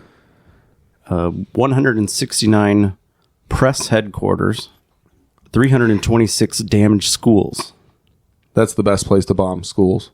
The terrorists always hide in prevents schools. school shootings, doesn't it? Yes. Schoolyard shootings. We got a 2,000-pound bomb here. No kid's gonna shoot up this school because it's fucking gone. Or the IDF, yeah. 1,690 destroyed industrial facilities. That's what Gaza needs. You don't got to go to work. Stay at home. 247 damaged mosques. 3 churches. 657 healthcare professionals. 208 healthcare facilities. That's 24 hospitals, 62 clinics, and 127 ambulances. Wow. 199 heritage sites. 167 civil defense workers. And 2,350 detainees forcibly disappeared.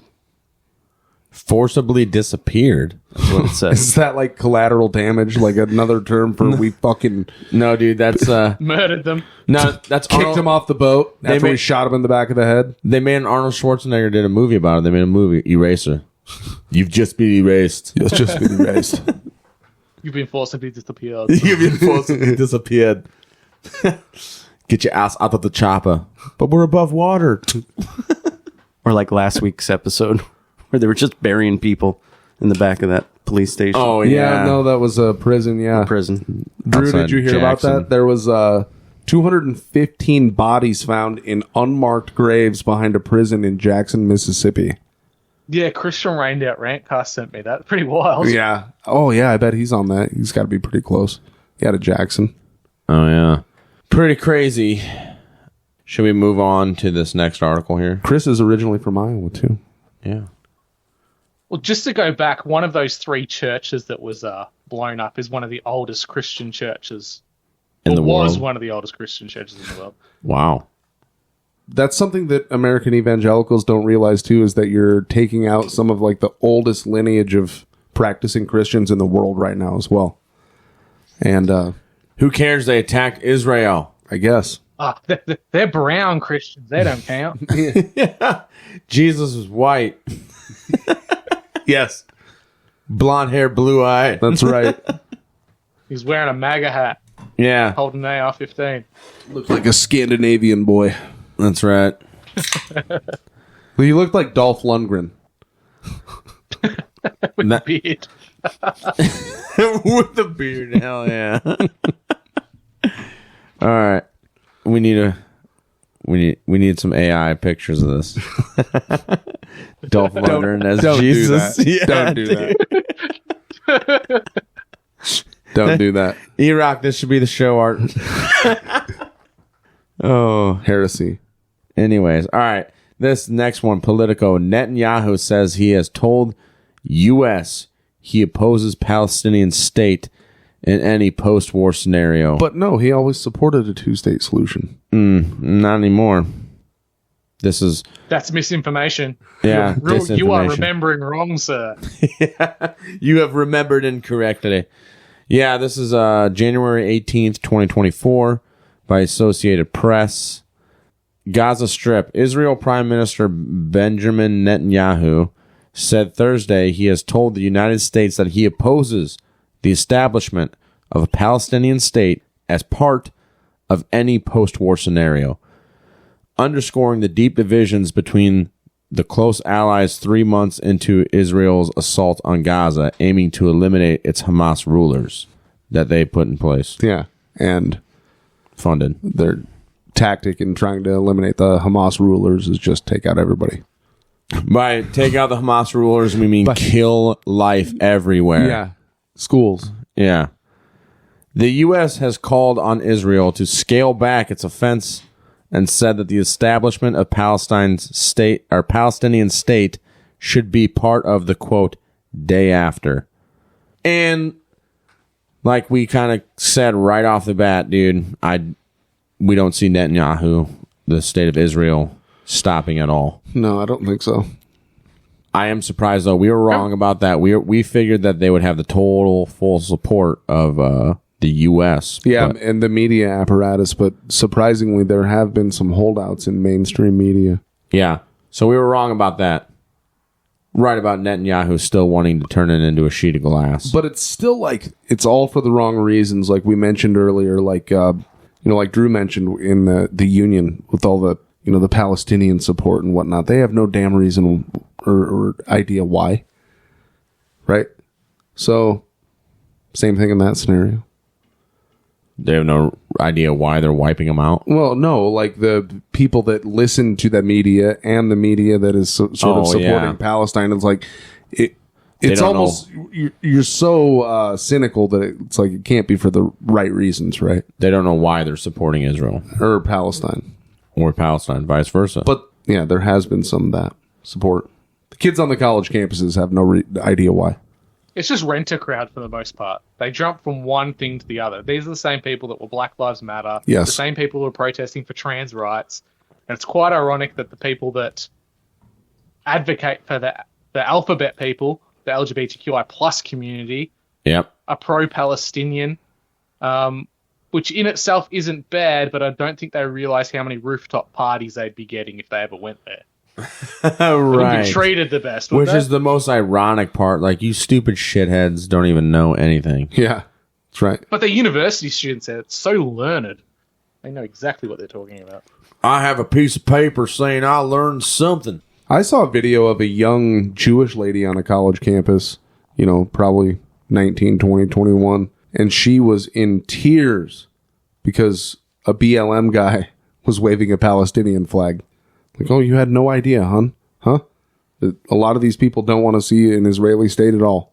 But when the Black Lives Matter protests were going on, you were all for it, weren't you? Right. We're not saying anything about Black Lives Matter. We've spoke our piece about how their leadership manages money and buys mansions in Topanga Canyon up the hill from Malibu with your money. To help fight poverty. That's been our criticism of them. But something similar happened here. There's a prominent Jewish businessman who's the head of the Australian Zionist Jewish organization, whatever the hell they call themselves, very influential. He's the man who's the architect of the Voice campaign, which tried to get an Indigenous treaty signed through, which would remove Australian rights and essentially create new nation states that were under Indigenous rule. But he's also that we talked about on our previous recording, right? Yeah, that's right. And he's also the man who's the architect behind trying to prevent Australian flags and merchandise being sold for Australia Day, saying it's racist and it shouldn't be allowed. So he's actively a one-state solutionist for his own people, but at the same time doesn't give a shit about anyone else's national sovereignty. It's a weird dialectic to be in as a self-proclaimed Zionist like himself. They're all about their own nation state. It's interesting how it happens that way. Yeah. It's wild how it happens that way. And it's almost like, show me the motive and I'll show you the crime. Right? Well, what's this guy's motives for his double standard? I'd love to hear. What do you got? Our final article. An Israeli airstrike on the Syrian capital killed at least 5 Iranian advisors, officials say. AP by Albert Aji and Basim Meru. January 20th, 2024, Damascus, Syria. An Israeli strike on the Syrian capital on Saturday destroyed a building used by the Iranian paramilitary Revolutionary Guard, killing at least 5 Iranians. Syrian and Iranian state media reported. The Syrian army said the building in the tightly guarded western Damascus neighborhood of Mazeh was entirely destroyed, adding that the Israeli Air Force fired the missiles while flying over Syria's Israeli-occupied Golan Heights. They had that armor war against Syria and Golan Heights in I can't remember, 70s or 80s. Yeah. The Israeli military did not comment. Tight-lipped on that one. That's weird. Drone strike a few hours later on a car near the southern Lebanese port city of Tyre. Killed 2 people. That was in the Bible, wasn't it? Tyre? I'm sure. Somewhere. I think so. Where the heck was I? Including Hezbollah member. Who were in the vehicle, and 2 people were in a nearby orchard. Well, that's nice. An official with the group and Lebanon State News Agency said one of those killed was Ali Hadrouj. A local Hezbollah commander said the official, who spoke on condition of anonymity in line with regulations without giving further details. So, once again, and going back to the article we read before, I do not see Netanyahu stopping at the Gaza Strip. West Bank. They've already got people in the West Bank starting to clear people out. Yes. That's been happening for decades. Yeah, I think we mentioned that too. In that region. They need Jerusalem. They need the Temple on the Mount for the building, the rebuilding of the third temple. They already have the... Well, they've already got it built. They just need to lift it up there. Yes. They've got all the components ready to go. They've got the red heifers there ready for the sacrifice. It's everything. Very interesting. They have everything prefabbed. All the stuff for the interior are sitting in warehouses ready to go. They have a whole society set up for the rebuilding of the third temple. And they've been taking in money since like the 60s or 70s or whatever. The Temple Institute began preparations for the rebuilding of the Third Temple in 1987. Efforts to see this become a reality in the 21st century have been slowly progressing. I can't remember the exact name of the contracting company that's responsible for designing, building, and eventually when they do put it up, it's this company that got the contract for it. It's a name along the net, Is it Hiram Abiff? Hiram Abiff Construction? Is it Ashkenazi Construction? It's named after Solomon. So like the idea of Solomon rebuilding it. It's either Solomon and something else, which I think was a link to one of the demons that he bound to build the first temple. Really? And have named the construction company after it. Well, you know who Hiram Abiff is, right? I do. I don't. Hiram Abiff that's the third degree master mason, the main character of the third degree master story when you're getting initiated. We went over this on the Disney. Oh, okay. Yeah, you were really drunk though. Damn it. But Hiram Abiff was the master architect of Solomon's temple.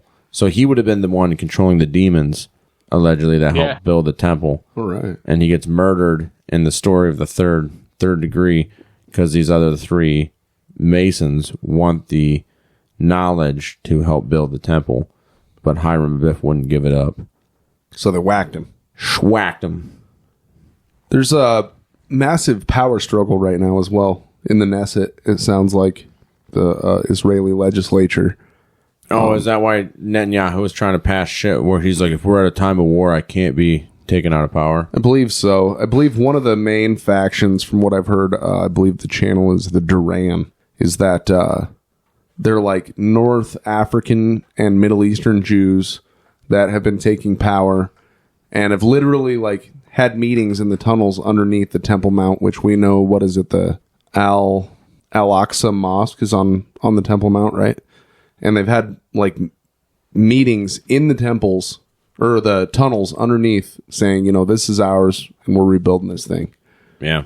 Apparently taking massive amounts of power in the Knesset. Well, have you seen what they've been doing to the Ethiopian Jews that have moved to Israel over the past 2 decades? No. But there's a huge level of racism within the Jewish state itself. There's the Ashkenazis, European stock Jews, which are the ones we tend to see, the olive complexion, European style. But then you've got the Arab Jews and you've got the Ethiopian Jews, which live there as well. Well, a huge amount of girls of these Ethiopians, they've had their tubes tied forcibly, so they can't actually reproduce. Really? Because they don't want colored Jews. Yeah. Talk about racism. My goodness. And it looks like Netanyahu just wants to be proclaimed king. That's what he's looking for. Wow. Yeah. Well, there's been all sorts of judicial stuff that he's tried to do with, I believe, their Supreme Court to maintain power and whatnot. And Erock, you look like you got something. No, I was just thinking about Trump becoming a dictator. That's what we're told is going to happen. Mm-hmm. Well, him and BB are buddies. BB King? Yeah. King BB. That's right. Benjamin Netanyahu? Yeah. Yeah. Yeah, like I said, there's that weird connection that Trump has with Israel, dude. So all his kids have converted, haven't they? So maybe Married. Ivanka married Jared Kushner, and yeah, they're Orthodox, or I don't know if they're Orthodox, but they're practicing Jews. Kushner, She converted. He's an interesting character. Yeah, he is. Changing the building address to 666. Well, also, But on the same side, I think Biden's kids have all married Jews as well. Well, allegedly, His grandkids are at least. the new. I saw this just recently, dude. The new conspiracy is Ivanka is actually some type of offspring of Anastasia. I've seen that one. Did you see that? Yeah, the czar. And Baron Trump is the son of Queen Di, Lady Diana, and Trump. What? Oh my gosh, dude! Yeah, Oh my I'm just like, goodness. this is comical as fuck. I'll entertain your little game and watch this video, but I'm like, you've got to be shitting me. But hey, whatever. Maybe. What am I to say that they're wrong? Who am I to say? I don't know. I also saw a video where Baron Trump was compared to. He had his side profile picture was compared to Alexander the Great's. Oh, he's a time traveler. Nice. You know, he apparently went back in time and wrote that book about Baron Trump in like the 1800s.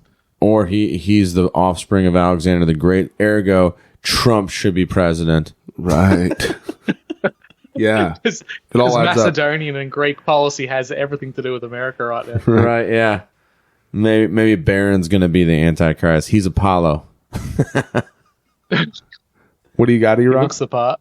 No, I Right. was just looking up that prophecy. Yeah, it was 1889, 1893 What prophecy?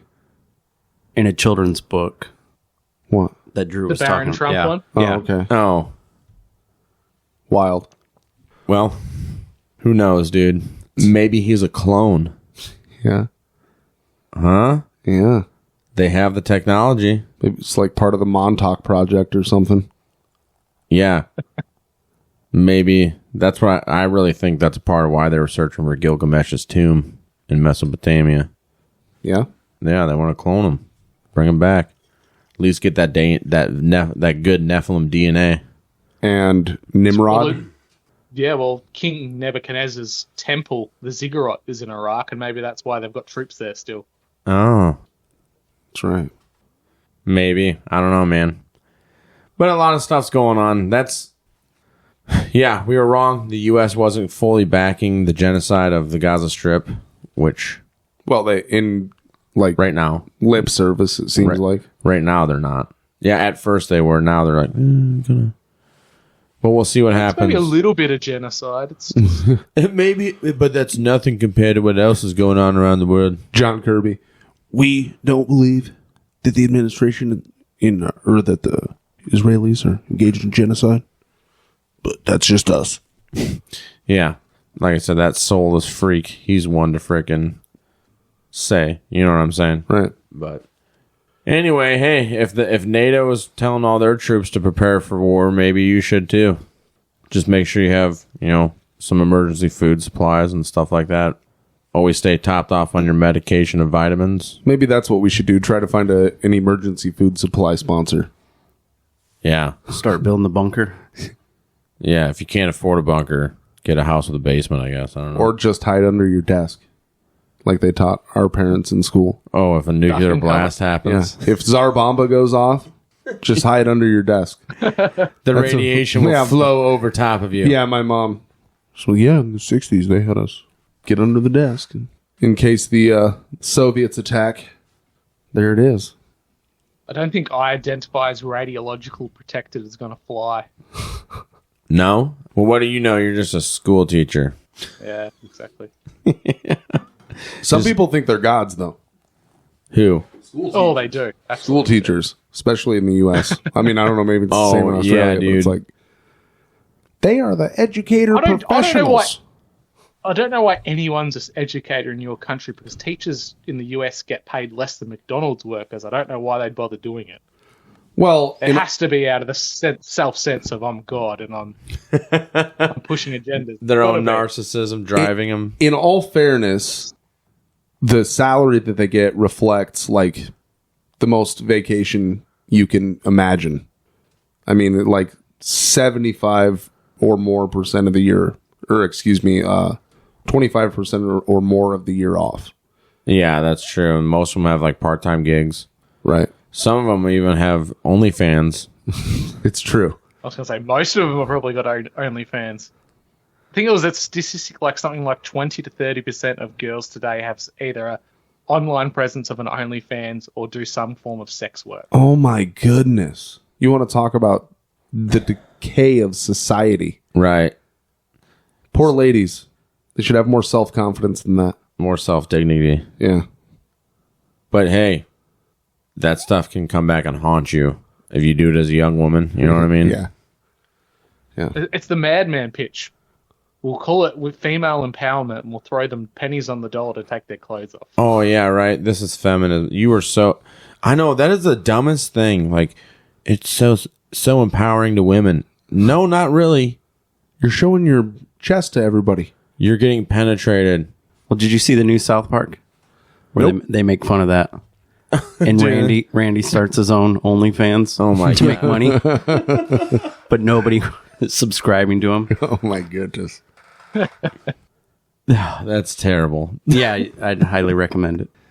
But anyways, how the hell did we even get on this subject? Like school teachers. Yeah, Drew, would you say you're a glorified babysitter? I think the way it's set up, it's an unintentional side effect. The whole Prussian system in which we do education, it's taken responsibility away from parents. Like, take it down to brass tacks. Your kids are being dumped in a building for 5 hours a day, 5 days a week. So on the outside looking in, yeah, it is a form of childcare. You're just looking after the kid. But then there's the responsibility the state has to be educating your child on a lot of things that you should be doing yourself. So I don't think we haven't quite mastered the idea of what education is, or they have, which is even scarier. I think it's even scarier what you said. They do know what the fuck's going on. To an extent. Certain people do. It's compartmentalized well, I bet. If fast food restaurants can pay people millions of dollars to figure out what colors make you hungry, then governments definitely know what the fuck the education systems are doing. Right? So, big time. So, Drew, it's not like you're an inner city abos working with like Dangerous Minds? No, I'm not doing that. I'm a regional country school. A rough around the edges community, for sure, but nowhere near the lengths of what the American public school system is. Like inside Chicago or something. Each day. Yeah, I don't have to go through metal detectors each day and do a pat down. Well, that's good. Yeah, we don't live in a community like that either. Nope. Like you got to worry about getting stabbed? Not yet. No. Not that I've seen kids with knives, but not yet. That's for sure. Dude, when I was in high school, we used to be able to take a pocket knife back in school. You know what I mean? Yeah, absolutely. You could have a pocket knife. It was no big deal. Nobody was worried about getting stabbed. Maybe even... Remember when people used to take guns to school and it wasn't to shoot people? Yeah. They'd have them in their 22 gun racks on the back because they're going hunting after school. Yeah, or they go to the rifle club that the school has and you do target shooting or something. By the time we were in high school, rifle club was way out of the... We didn't have any of those. No. I wish we did. They have skeet shooting now. Trap shooting. Yeah. I was like, hell yeah. I wish they had that when I was in school. I would have paid more attention. I wouldn't have skipped as much, I bet. Skipper, were you? Yeah. Only every once in a while. Truancy. Yeah, it happens. Whatever. Fuck them. Hey, George Bush passed the No Child Left Behind Act when I was like a freshman or a sophomore or something. So I was like, hell yeah. They have no choice but to pass me. Dumbasses. That was the biggest double-edged sword for that. We're not going to leave any kids behind, but we're not going to actually give them the educational skills they need to progress in life. Right, and we're going to blame the teachers when the kids fail. Because clearly it's your fault that dumbass fucking kid didn't learn. I'm sorry. Dude, I've been to school where it's like, that kid's a shithead. You know what I mean?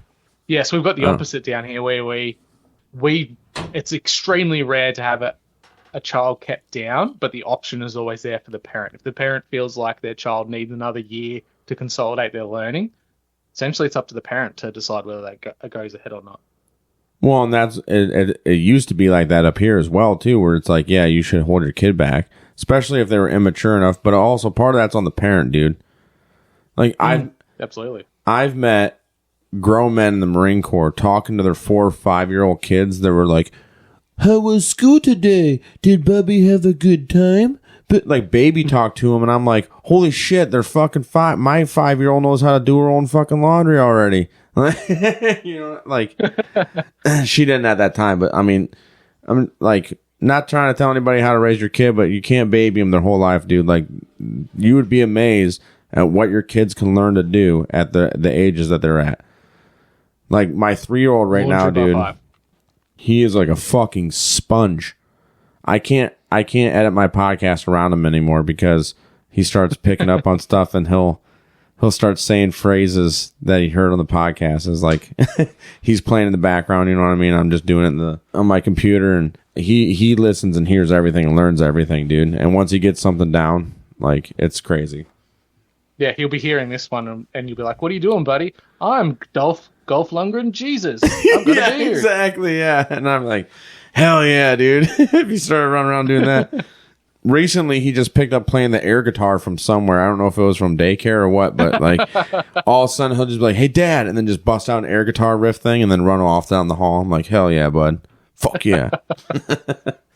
But yeah, so I mean, you could tell in high school, like I remember being in school and being like, that kid's gonna be a fucking surgeon, right? He's gonna kick ass, he's gonna excel in what he's doing. That kid's gonna be a fucking shithead. And he's probably not going to amount to much, unfortunately. The one kid that I called out, he's in prison right now for the rest of his life. For heroin. Worked out. Wow. Yeah. But then also you do have those other kids that will like surprise the shit out of you in good and bad ways, right? You know, that's just the way that life works out, and it depends on how I guess the world gets a hold of them. 2-parent households are important. Yeah, what's the rate of that down in Australia, actually? Because unfortunately, depending on where you're a part, our community that we're at in, there's a lot of two-parent homes. Yeah, for the most part. I think it's somewhere between 45 and 50% divorce rate in Australia as well. Wow. As for, yeah, it's quite high.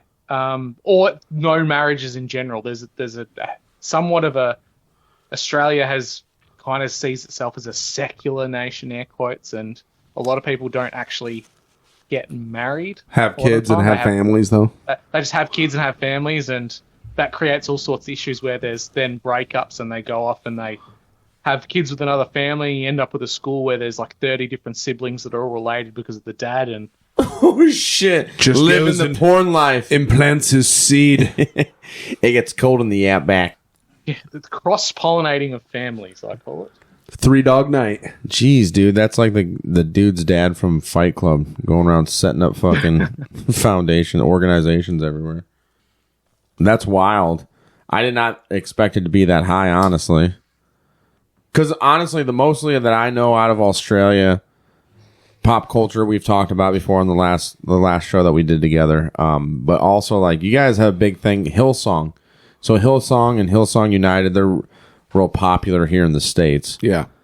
LA churches. But I still remember that one guy that was like, "I'm dying of cancer," and turns out he just had like a crippling porn addiction, apparently.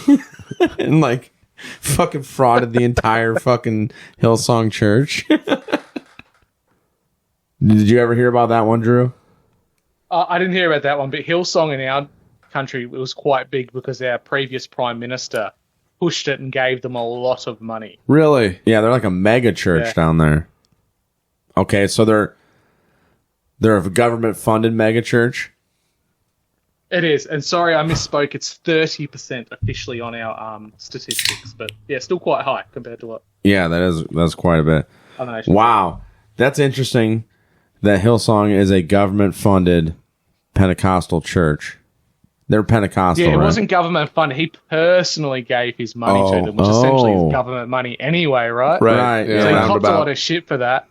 But I feel like he was desperately trying to grip onto what conservative Australians wanted, and they wanted someone to, stand up for traditional values, maybe have some God thrown in the mix, because a lot of people still do believe in that. And he went, "Okay, I know what I'm doing, evangelist." And everyone went, no, that's not what we wanted. And he just leaned into it and gave them a whole heap of money.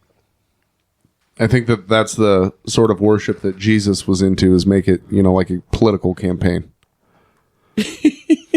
Yeah, give under Caesar's what is his, right? Yeah. Yeah. I like how you see on TV, like the gals that look like they're from LA, but they're from Sydney or Bondi or whatever the hell, and they speak like with an American accent. What? You ever seen that? Mm-mm. Drew, have you ever seen that?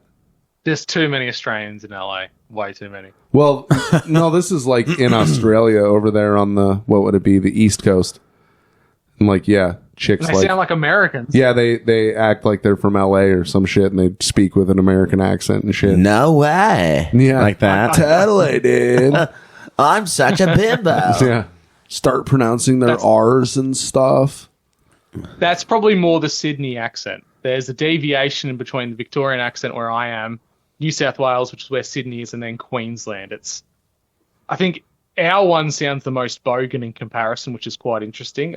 But the further you go up, it becomes a bit more churchy, a bit more Englishy, that Americanized thing on the coast where Sydney is. And then up north, it's cowboys and crocodiles and shit. So what were you guys like? Yeah. A bunch of Welshmen and Scots and stuff? Victoria, Tasmania and Victoria had the predominantly Scottish and Irish. Oh, okay. Sophisticated men for a sophisticated time. Not those dirty Irish. No Irish need apply mix. here. What? I got Irish in me? Yeah. We all do. I'm an Irishman. No, you're not. Tossing potatoes. Yeah, just kidding. I'm Native American. So, well, Drew, we really appreciate you coming on, man. Anytime, mate. Been a lot of fun. Yeah, it's been a while. We definitely got to do more of these and stuff. I think Hank, I just mentioned something with Hank from 643. We have a Disney thing going on, but how big of a Tolkien fan are you, Drew? Massively. Okay. Looking at a big nerd dork over here. Read it all. Perfect. I think we're going to have to organize something because I've been referencing Lord of the Rings for a few shows now. I'm a huge fan as well. And Hank just Is this why I saw Hank put the Silmarillion out on Twitter? That's not why, but I'm the one that brought it up. I'm going to have a conversation with Hank about it. Yeah, we're going to have to do a Lord of the Rings deep dive, lore dive, dude, because there's a lot of crazy shit in there. And supposedly Tolkien himself claims that from reading ancient literature, this was the world that used to actually happen. This was the world that existed prior to the current era. Well, Wow. yeah, even according to the modern science, there was 5 upright walking hominid people that existed on Earth at the one time. There was us, Neanderthals, Denisovans, Homo forensis, and Cro-Magnon.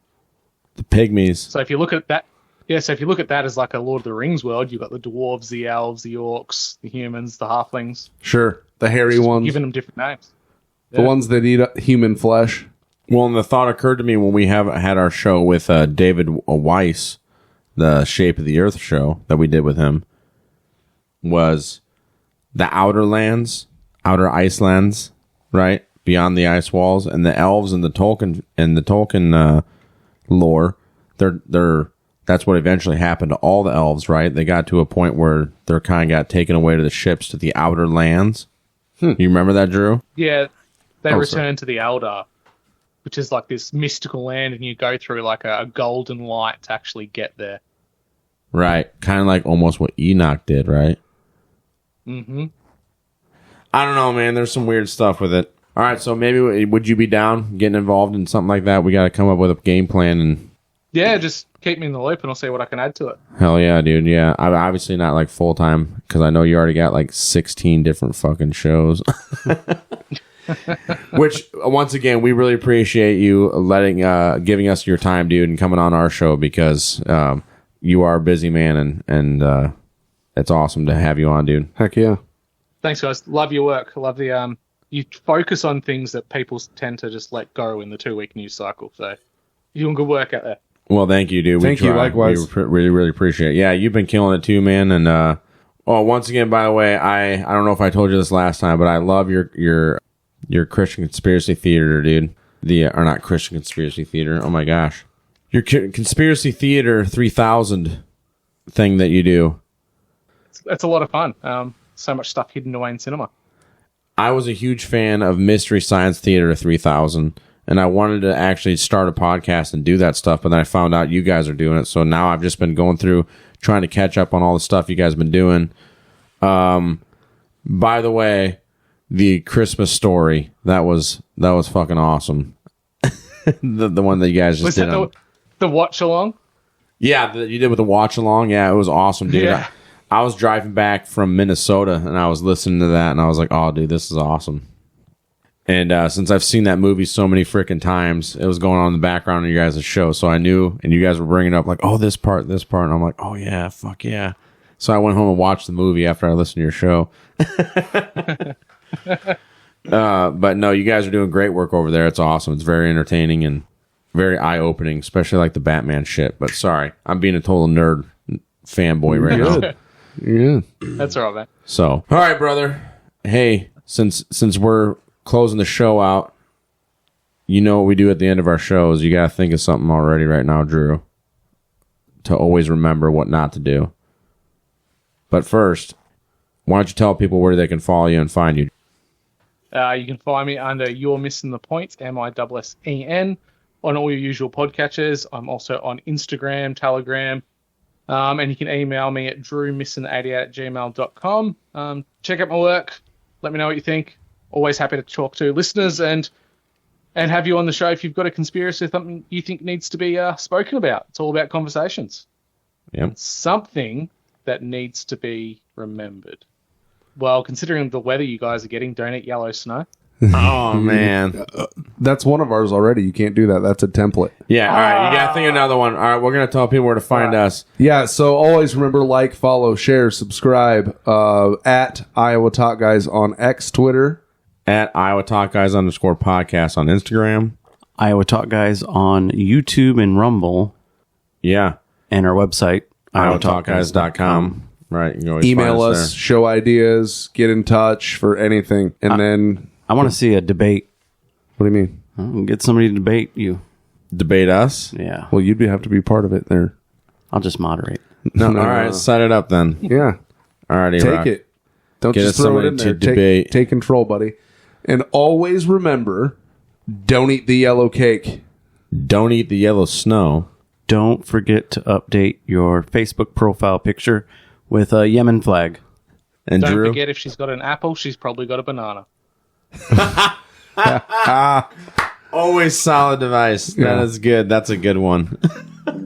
Drew Missen from Your Missing the Point podcast and the one and only Iowa Talk Guys out. Hi, good night, everybody.